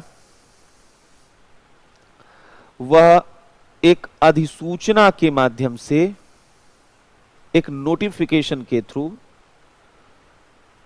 के माध्यम से अनुसूचित जातियों की सूची जारी की जाती है। अनुसूचित जातियों की सूची जारी की जाती कि कौन कौन सी जातियां अनुसूचित जाति होंगी, वो कौन डिसाइड करता है? प्रेसिडेंट डिसाइड करता है। लेकिन जब भी ऐसा किया जाएगा तो जिन जिन राज्यों में अनुसूचित जातियां हैं उन राज्यों से, हमारे यहाँ क्या है, शेड्यूल कास्ट जो है उसको डिसाइड करना बड़ा मुश्किल काम है। जिनके साथ अनटचेबिलिटी की प्रैक्टिसेस होती थी या एक खास तरीके के प्रोफेशन ऑक्यूपेशन में थे, ये कोई एक फिक्स लाइन नहीं है, ये ऐसा कोई लाइन नहीं है कि यहां पर आप तुरंत बोल दे कि ये जो है SC ST हैं, ये OBC हैं। कुछ तो क्लियर है, लेकिन कुछ जातियां ऐसी ट्रांजिशनल जातियां होती हैं। जैसे अभी आपने सुना होगा उत्तर प्रदेश में OBC लिस्ट को अपडेट करने की बात चल रही है, तो उसमें कुछ जातियां जो हैं वह अभी तक जनरल थी, उनको OBC बनाया जा रहा है। तो आप ये समझिए कि अगर कोई कल तक जनरल था तो फिर उसको जनरल क्यों नहीं रहने दिया गया, उसे OBC क्यों बनाया जा रहा है? ये लाइन जो है वो बड़ा क्लियर है। ये सरकार अपने हिसाब से डिसीजन लेती है, अपना वहां पर इंडिकेटर उनके पास अपने होते हैं। अब सवाल ये है कि अगर अलग अलग राज्यों में तो अलग अलग जातियां हैं ना, एक ही जाति तो पूरे भारत में है नहीं, तो ऐसे में राज्यों के राज्यपाल से भी परामर्श किया जाएगा। राज्य के संबंध में ऐसी घोषणा करने के पहले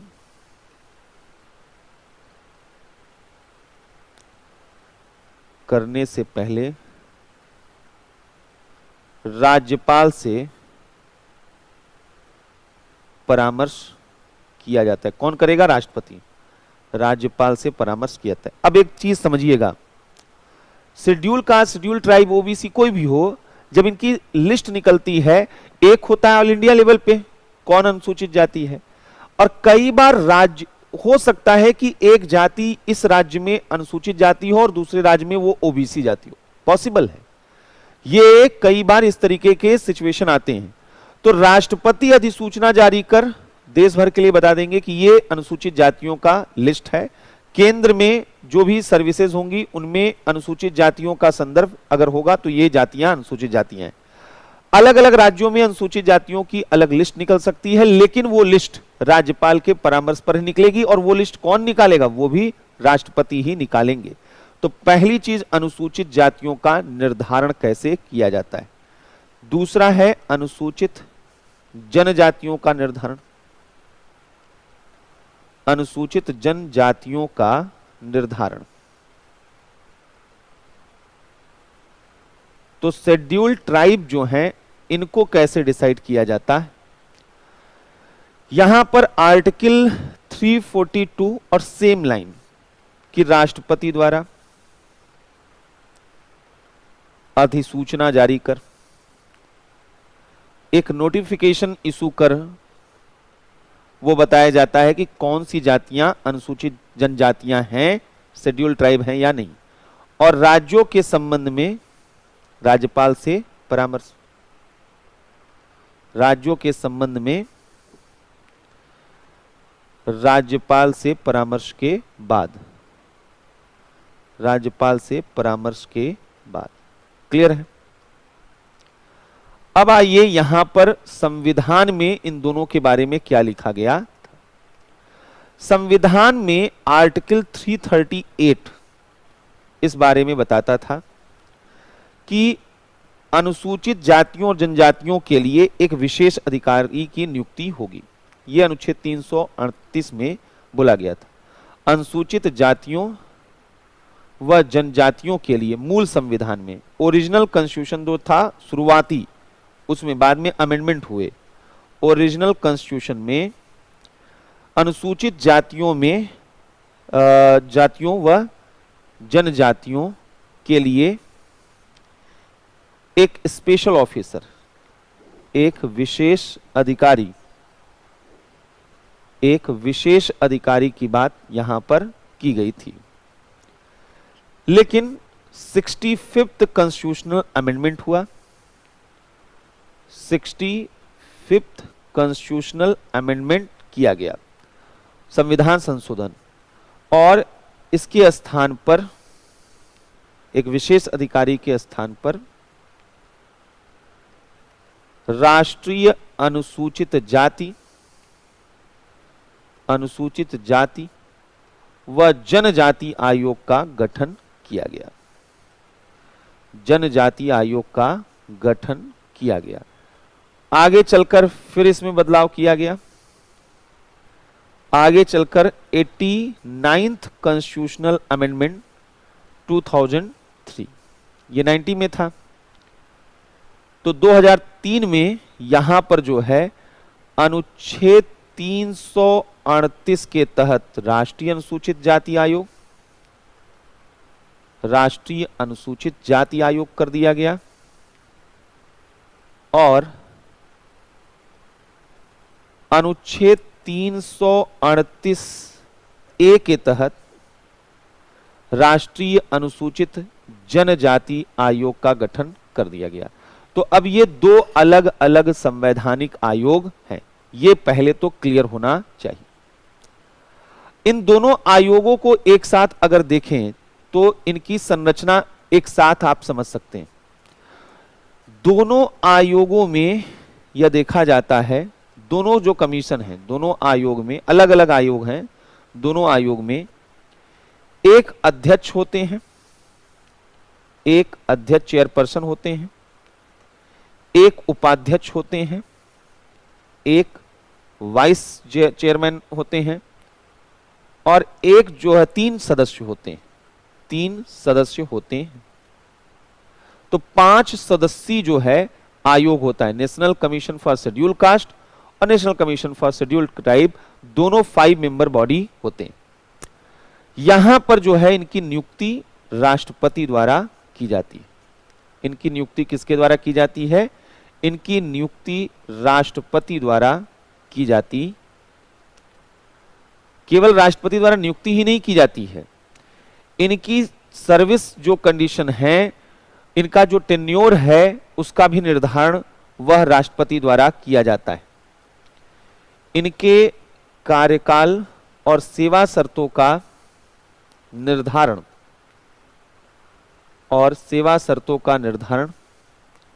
राष्ट्रपति द्वारा किया जाता है, राष्ट्रपति द्वारा किया जाता है। ये कमीशन क्यों मायने रखते हैं? ये कमीशन इसलिए मायने रखते हैं क्योंकि इन्हें दीवानी न्यायालय का दर्जा प्राप्त होता है। आयोग को दीवानी न्यायालय का दर्जा, दोनों आयोग को दीवानी न्यायालय का दर्जा प्राप्त है। दीवानी न्यायालय का दर्जा प्राप्त है, यानी किसी को भी ये सम्मन जारी कर सकते हैं, किसी को अपने पास बुला सकते हैं। ये न्यायालय नहीं है, लेकिन किसी को भी अपने पास बुला सकते हैं। आयोग को दीवानी न्यायालय का दर्जा मिला हुआ, तो यहां पर जो है ये देखा जाता है, और आयोग अपनी प्रक्रिया जो है वह खुद रेगुलेट करता है, कैसे काम करना है, क्या नहीं काम करना है, वह यहां पर इसका होता है। अब आइए आयोग की भूमिका, मुख्य परीक्षा संबंधित प्रश्न है ये, कि यहां पर जो है अगर देखा जाए तो मुख्य परीक्षा से संबंधित प्रश्न समझिए। ये प्रीलिम्स और मुख्य परीक्षा से संबंधित प्रश्न जो है हम यहां पर देखेंगे। मुख्य परीक्षा से क्या आएगा कि भई अनुसूचित जाति आयोग और जनजाति आयोग सही तरीके से काम कर रहे हैं या नहीं कर रहे हैं, इन पर अपने जो है विचार वहां पर देखिए, दीजिए। तो ठीक है, तो आयोग की भूमिका पर प्रश्न, यानी राष्ट्रीय अनुसूचित जाति आयोग और राष्ट्रीय अनुसूचित जनजाति आयोग की भूमिका। देखिए दोनों अलग अलग हैं लेकिन एक साथ मैं पॉइंट्स बता रहा हूं। वजह यह है कि पॉइंट्स एक हैं, बस जहां जाति है वहां जनजाति लिख दीजिए, अनुसूचित जाति तो अनुसूचित जनजाति। इन दोनों की भूमिका है इंक्वायरी करने की, जांच की भूमिका, रोल ऑफ इंक्वायरी या इन्वेस्टिगेशन, जांच की भूमिका। आयोग क्या करता है, जो राष्ट्रीय अनुसूचित जाति जनजाति आयोग है, ये देखता है कि जो संवैधानिक प्रावधान, कॉन्स्टिट्यूशनल लीगल प्रोविजन, सेफगार्ड, वो शेड्यूल कास्ट या शेड्यूल ट्राइब, जिसपे भी क्वेश्चन आए, शेड्यूल कास्ट आए तो शेड्यूल कास्ट लिखिएगा और शेड्यूल ट्राइब तो शेड्यूल ट्राइब, जो इनके लिए बनाए गए हैं वो सही तरीके से इंप्लीमेंट हो भी रहे हैं या नहीं हो रहे हैं। तो यहां पर जो है आयोग क्या करता है कि आयोग शेड्यूल कास्ट या शेड्यूल ट्राइब के लिए जो भी कॉन्स्टिट्यूशनल सेफगार्ड हैं, संवैधानिक और वैधानिक सेफगार्ड, संवैधानिक व वैधानिक रक्षोपायों से, सेफगार्ड से रिलेटेड सभी मामलों की जांच करता है, सभी मामलों की जांच करता। तो वो बताता है कि भाई जो है सही, तो जांच करता है कि वो उनके लिए हो भी रहा है या नहीं है, और सरकार को रिकमेंड करता है कि उनको कैसे वहां पर लागू किया जाए। दूसरा, ग्रीवेंसेस को एड्रेस करना, सबसे बड़ा रोल है ग्रीवेंसेस को एड्रेस करना। कोई भी शेड्यूल कास्ट या शेड्यूल ट्राइब के व्यक्ति, इंडिविजुअल के साथ किसी तरीके की एट्रोसिटीज होती है तो वह कमीशन के पास जा सकते हैं, यह ग्रीवेंसेस को एड्रेस करता है। तो यहां पर जो है वह अनुसूचित जातियों व जनजातियों के अधिकारों के जो है जनजातियों के शिकायतों की सुनवाई और उस पर जांच करता है, वह जांच करता है। और सरकार से आवश्यक जो है, सरकार को से आवश्यक कार्रवाई, सरकार से आवश्यक कार्रवाई की अपील करता है।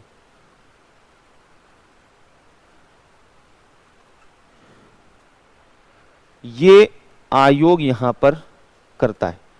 तीसरा, यही नहीं, शेड्यूल कास्ट, शेड्यूल ट्राइब के लिए कैसी स्कीम होनी चाहिए यह आयोग से बेहतर कौन जानता होगा।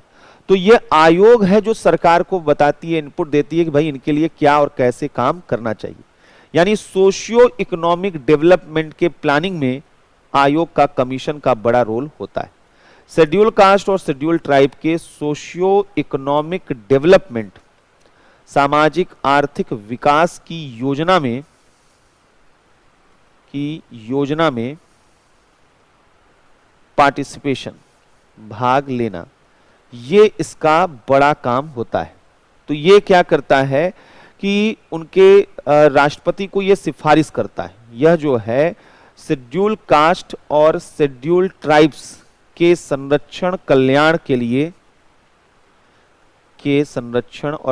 के लिए राष्ट्रपति को सिफारिश करता है, रिकमेंडेशन देता है, राष्ट्रपति को सिफारिश करता है। और केवल सिफारिश ही नहीं, राष्ट्रपति को एक रिपोर्ट भी देता है, राष्ट्रपति को सिफारिश करता है। और आयोग जो है राष्ट्रपति को अपनी वार्षिक रिपोर्ट भी प्रस्तुत करता है। आयोग राष्ट्रपति को, प्रेसिडेंट को अपनी एनुअल रिपोर्ट जो है वह भी सौंपता है, वार्षिक रिपोर्ट सौंपता है, जिसे संसद के दोनों सदनों में प्रस्तुत कराया जाता है। इसे संसद के दोनों सदनों में प्रस्तुत कराया जाता है, इसे संसद के दोनों सदनों में प्रस्तुत राष्ट्रपति द्वारा कराया जाता है, प्रस्तुत कराया जाता है। और जो राज्यों से संबंधित रिपोर्ट है वो राज्यपाल राज्य विधानमंडल में प्रस्तुत कराते हैं। अनुसूचित जाति आयोग और जनजाति आयोग की रिपोर्ट राज्यों में भी प्रस्तुत होती है। तो यहां पर जो है ये आयोग ने ऐसे बहुत से सिफारिशें दी हैं। आयोग ने क्या ऐसी कोई सिफारिश दी है? तो कुछ एग्जाम्पल हम देख सकते हैं। आयोग की सिफारिश पर ही जो एट्रोसिटीज एक्ट में संशोधन किए गए थे कि नए नए atrocities, schedule caste schedule tribe के खिलाफ नई हिंसा की घटनाएं, नए अत्याचार की घटनाएं आ रही थी, तो कमीशन के रिकमेंडेशन पर ही, आयोग की सिफारिश पर ही SC/ST जो एक्ट है, वह SC/ST एक्ट जो अधिनियम है, उसमें 2015-16 में महत्वपूर्ण संशोधन किए गए थे। महत्वपूर्ण संशोधन किए गए थे। तो ये आयोग बहुत से ऐसे काम करता रहता है। आयोग जो है वह आरक्षण जो है कहता रहता है। आयोग के पास जो है लगभग 16,000 शिकायतें आई हैं और जिनमें 6,000 शिकायतें जो है वह सार्वजनिक संस्थाओं से, स्थलों से संबंधित हैं और 4,000 सेवा संबंधी रही हैं। तो आयोग जो है यहां पर अपना बेहतर तरीके से काम करता रहा है। आज देखा जा रहा है कि आयोग के प्रयासों से बहुत कुछ जो है सुधार हुआ है। आयोग के प्रयासों से हम क्यों कह सकते हैं आयोग की भूमिका अच्छी रही है? हम देख सकते हैं कि शेड्यूल कास्ट और शेड्यूल ट्राइब की साक्षरता में वृद्धि हुई है। तो आयोग का रोल तो रहा ही है, क्योंकि ये सब काम आयोग करता रहा है। उनके हेल्थ इंडिकेटर में भी इंप्रूवमेंट दिखाई दे रहा है।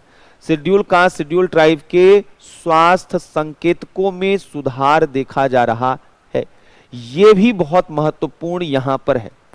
उनके रोजगार के विकल्प बढ़े हैं। आज रोजगार के विकल्प बढ़ रहे हैं। इन सब में आयोग की भूमिका क्या है, वह महत्वपूर्ण है।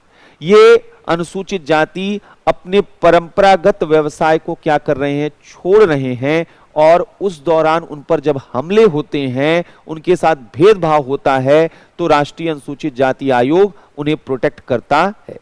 लेकिन अब यहां पर एक दूसरी स्थिति भी है कि आयोग के सामने चुनौतियां क्या हैं, कमियां क्या हैं। जो कमीशन शेड्यूल कास्ट और शेड्यूल ट्राइब है, उसके सामने चुनौतियां क्या आ रही हैं, ये बहुत ज्यादा जरूरी है समझना। आयोग के सामने चुनौतियां ये देखी जा रही हैं, पहली कि आज जो है पिछले एक दशक में यहां पर दिखा जाए, लास्ट जो डिकेड रहा है, पिछले एक दशक में एक नया ट्रेंड चला है। और ये ट्रेंड चल रहा है कि SC/ST के अगेंस्ट हिंसा के घटनाएं बढ़ी हैं। SC/ST के विरुद्ध हिंसा की घटनाओं में वृद्धि हुई है। आप में से किसी को अगर सोनभद्र की घटना याद होगी, तो याद होना चाहिए कि सोनभद्र में वहां पर जो है बाहुबलियों ने अनुसूचित जनजातियों को यह वहां पर जो है वार्निंग दिया कि तुम ये जमीन छोड़ो, और उसके बाद वहां गोलियां चलनी शुरू हो गई। वहां दौड़ते हुए लोगों के ऊपर गोलियां चलाई जा रही थी और बड़ा भयावह दृश्य था। तो हिंसा की घटनाएं, ऊना की घटना हो, कई जगहों की घटना है, तो हिंसा की घटनाओं में वृद्धि देखी जा रही है। अगर हम 2019 की रिपोर्ट NCRB की देखें, यानी राष्ट्रीय आपराधिक record bureau, national crime record bureau जो है, उसके 2019 के जो रिपोर्ट हैं, अगर हम उनकी बात करें तो ये बोला गया है कि अनुसूचित जातियों के विरुद्ध हिंसा में 60% की वृद्धि देखी गई है। हिंसा में यह देखा जा रहा है कि विरुद्ध हिंसा की घटनाओं में 2018 के कंपैरिजन में, 2018 की तुलना में 60% की वृद्धि देखी गई। 60% की वृद्धि देखी गई है, और ये अपने आप में जो है मायने रखता है। यहां पर पूना में लिंचिंग की घटना, हरियाणा में उनकी वाल्मीकि बस्ती को जलाना, सहारनपुर में हिंसा, ऐसे कई मामले हैं जो देखे जा रहे हैं। इससे सवाल क्या खड़ा हो रहा है, तो आयोग की भूमिका पर प्रश्न खड़े हो रहे हैं कि आयोग है भी कि नहीं है। हाथरस का केस हुआ, आयोग ने क्या किया? तो आयोग की भूमिका पर प्रश्न बहुत ही ज्यादा खड़े हो रहे हैं। आखिर क्या प्रश्न है?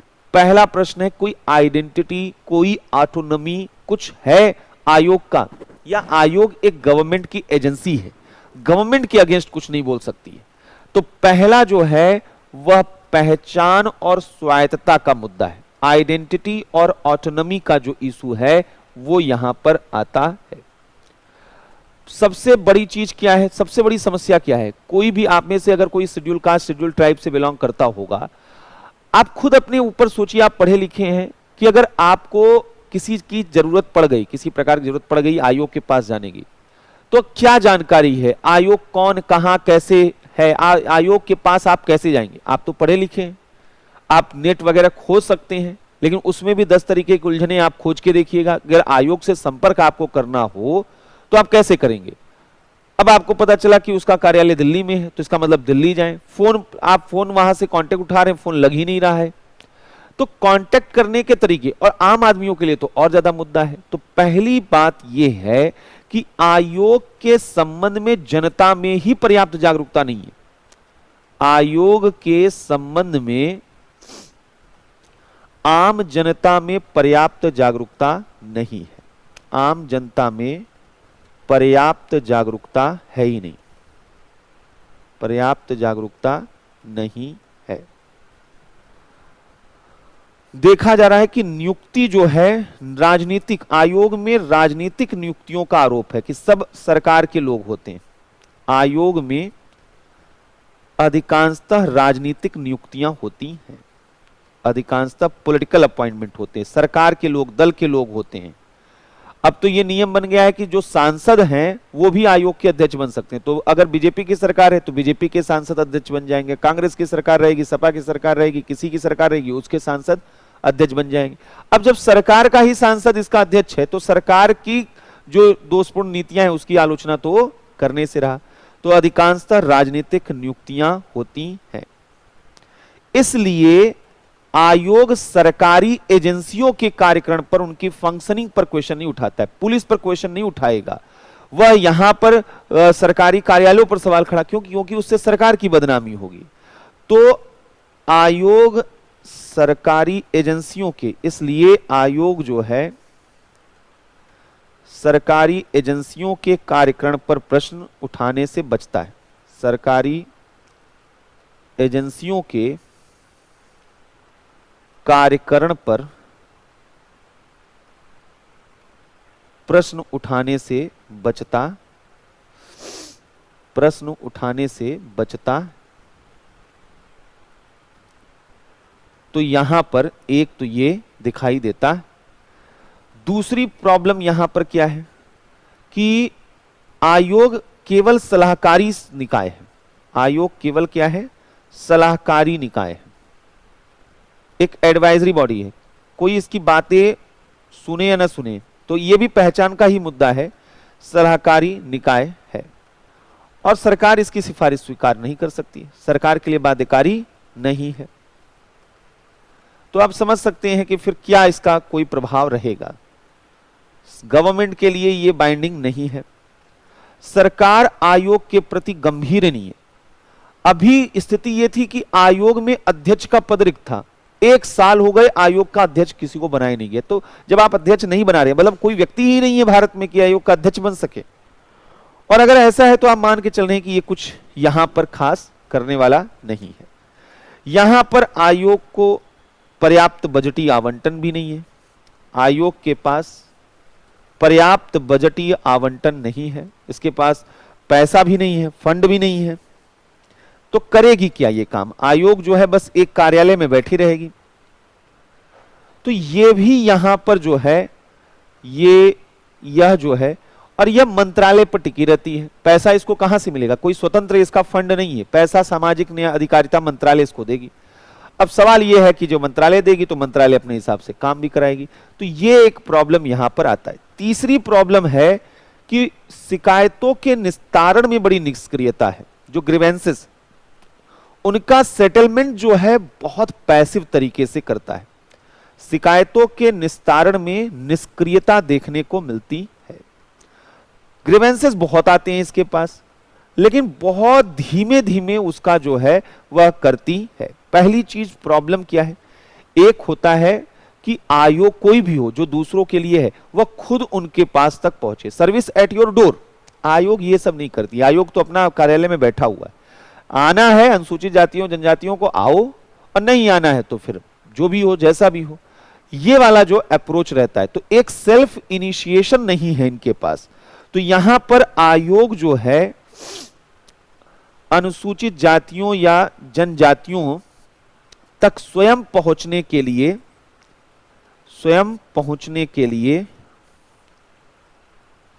अधिक एक्टिव नहीं दिखाई देती है, अधिक सक्रिय जो है वह नहीं दिखाई देती है। ऐसा लगता है कि वो बहुत ज्यादा एक्टिव नहीं है, अधिक सक्रिय नहीं है। जैसे हाथरस का केस हुआ यूपी में, सवाल ये नहीं है कि वहां पर क्या गलत क्या सही है, बहुत से मामलों की तरीके से वो भी एक राजनीतिक मुद्दा बन गया था, कौन क्या किया कैसे किया, लेकिन एटलीस्ट वहां पर ऐसा मामला तो था ही कि जहां पर आयोग को एक्टिव रोल प्ले करना चाहिए था। मीडिया रोल प्ले कर रही है, अपोजिशन रोल प्ले कर रहा है, वहां पर भीड़ और वहां पर एक अलग राजनीतिक सरगर्मी बढ़ गई। और जो संस्था है उसी चीज से जुड़ा हुआ, उस संस्था की भूमिका ज्यादा होनी चाहिए बजाय अन्य जो हैं संस्थाओं के। तो ये एक यहां पर दिखाई देता है। यह शिकायतों को प्राप्त करने वाला बस एक पोस्ट ऑफिस हो चुका है। शिकायतों को प्राप्त करने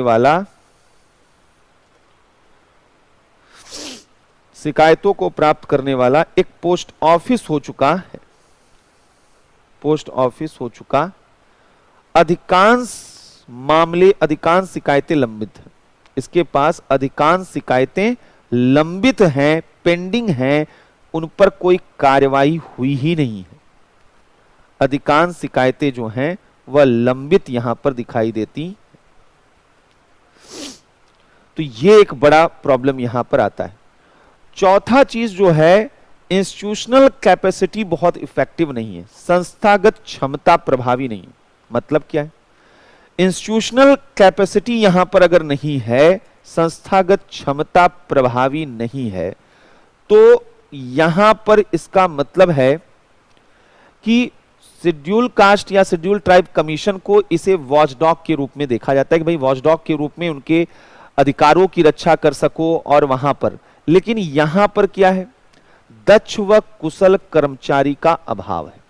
तो ये सब चीजें, दक्ष व कुशल कर्मचारी का अभाव यहां पर दिखाई देता है। तो अब ऐसे में जो है ये कैसे यहां पर जो है इफेक्टिवली काम कर पाए? दूसरा क्या है कि नवाचारिता की कमी देखी जाती है। यहां पर जो है नवाचारिता का भी अभाव दिखाई देता है, ये भी एक प्रॉब्लम के रूप में दिखाई देता है। तो कुल मिलाकर ये सब चीजें यहां पर हैं। और इसीलिए अगर सवाल आए कि क्या आयोग में, चाहे वो शेड्यूल कास्ट चाहे शेड्यूल ट्राइब से जुड़ा हो, क्या सुझाव आप देना चाहेंगे? तो पहला, आयोग के राजनीतिकरण पर रोक लगे। जो पॉलिटिसाइजेशन ऑफ कमीशन है वो तो पहले रुके, योग्य लोगों को इस जो है पद पर रखा जाए। आयोग के राजनीतिकरण पर रोक लगे। नियुक्ति की पारदर्शी जो है प्रक्रिया हो, नियुक्ति की पारदर्शी प्रक्रिया हो, पारदर्शी और मानदंडों पर आधारित प्रक्रिया हो, नॉर्म्स बेस, नियुक्ति और पारदर्शी और मानदंडों पर आधारित प्रक्रिया होनी चाहिए। यहां पर इनकी पदमुक्ति जो है, आयोग के अध्यक्ष व सदस्यों की पदमुक्ति, ये राष्ट्रपति कभी भी हटा सकते हैं, तो ये प्लेजर पे ना हो, तभी ये स्वतंत्र रूप में काम करेंगे। अध्यक्ष व सदस्यों की पदमुक्ति व सर्वोच्च न्यायालय के न्यायाधीशों की भांति हो, सर्वोच्च न्यायालय के न्यायाधीशों की भांति हो, न्यायाधीशों की भांति हो। आयोग का अपना स्वतंत्र स्टाफ हो, मतलब उनके कर्मचारी हो, अपना स्वतंत्र स्टाफ हो। और पृथक बजटीय आवंटन हो, सेपरेट बजटीय एलोकेशन हो, पृथक बजटीय आवंटन हो, तब ये कहा जाएगा कि हां यहां पर जो है सही तरीके से देखा जा रहा है। ठीक है, ये तो था हमारा जो है यहां पर जो इससे रिलेटेड चीजें थी संवैधानिक आयोग से। अभी हमने केवल यहां पर क्या क्या देख लिया है, हमने देख लिया है निर्वाचन आयोग, महालेखा नियंत्रक परीक्षक, अनुसूचित जाति आयोग, जनजाति आयोग, दोनों अलग अलग आयोग हैं लेकिन चीजें चूंकि कॉमन है तो वो हमने उस तरीके से किया। कल लास्ट क्लास रहेगी, राष्ट्रीय पिछड़ा वर्ग आयोग हम लोग देखेंगे और संघ लोक सेवा आयोग, आधे घंटे का ये काम है। फिर हम लोग जो भारत का संविधान है वह दुनिया के अन्य देशों के संविधान से तुलना करेंगे। बाकी इसके बाद हमने कहा था कुछ और टॉपिक हैं जो गवर्नेंस के रूप में है, कई बार वहां कंफ्यूजन होता है इसलिए पहले क्लियर कर दे रहा हूं कि ये सारे टॉपिक जो हैं वो उसी के साथ जुड़े हैं। जैसे जनप्रतिनिधित्व अधिनियम का मुद्दा है, राजनीतिक दलों का मुद्दा है, दबाव समूहों का मुद्दा है, ये सब सिलेबस में आप देखेंगे कि ये सब सिलेबस में लिखे हुए हैं और ये सब कुछ गवर्नेंस के साथ, इवन कॉन्स्टिट्यूशनल बॉडी भी वह गवर्नेंस के साथ जोड़कर देखा जाता है। लेकिन हमने कहा कि अभी प्रीलिम्स नजदीक है और यहां से प्रीलिम्स से भी क्वेश्चन बनते हैं तो इसलिए इसको हमने करा दिया है। तो कल इसके आगे हम लोग देखेंगे। और रही बात डाउट क्लियरिंग की, तो किसी एक दिन जो है वो कोई एक क्लास रखा जाएगा। अगर आपको डाउट क्लियर वहां पे कराना होगा तो एक दिन का डाउट क्लियरिंग क्लास रख लेंगे, या जो भी आपके सवाल वगैरह होंगे। हो सकता है बीच में किसी एक दिन लखनऊ में उपस्थित रहूं, तो आप में से बहुत से स्टूडेंट लखनऊ से हैं तो वहां पर ही क्लास जो है ऑर्गेनाइज कर दी जाएगी, क्योंकि अब तो फेस टू फेस भी क्लासेस हैं तो दोनों चीजें चलेंगी। वहां पे जो लोग आमने सामने रहेंगे वो, बाकी जो लोग ऑनलाइन हैं तो वो ऑनलाइन, उनसे तो अपना बातचीत चलता रहेगा। तो इसलिए दोनों तरीके का हमारे पास विकल्प है। पहले कल हम लोग फोकस करते हैं जो हमारा टॉपिक है वो हम कवर करें। अभी तक जितनी चीजें हैं पॉइंट्स में अगर आपने अपना नोट्स बना लिया है तो धीरे धीरे उसको इनहेंस करना है, बेहतर करना है, कॉन्फिडेंस अपना बढ़ाना है कि आपकी एक सोच जो है वो वहां पर मजबूत होती जाए। क्योंकि बहुत सी चीजें वो किताबों में नहीं मिलती हैं। जो चीजें किताबों में मिल रही हैं तो उसके लिए आप और कहीं भटकने की कोई जरूरत नहीं है। तो आप में से सभी लोग लक्ष्मीकांत की बुक पढ़ते हैं, पढ़िए, वहां पर कहीं कोई दिक्कत नहीं है। अगर क्लास आपने कर लिया है तो आपके लिए वो पढ़ना तो और आसान हो गया है, तो वो अपना एक बुक है, उसमें कहीं कोई डाउट नहीं है। लेकिन लक्ष्मीकांत से सारी जरूरतें आपकी पूरी नहीं होने वाली हैं, ये भी आप जानते हैं, क्योंकि क्वेश्चन का जो नेचर मेंस का है थोड़ा सा अलग तरीके का है, तो हम उसको भी देखते हुए चल रहे हैं। तो इससे पूरा एक कंप्लीट हमारा जो सेंस है वो आएगा। तो दोनों चीजें लेकर चलिएगा। कल मिलते हैं, कल इस पर बात करते हैं। Thank you.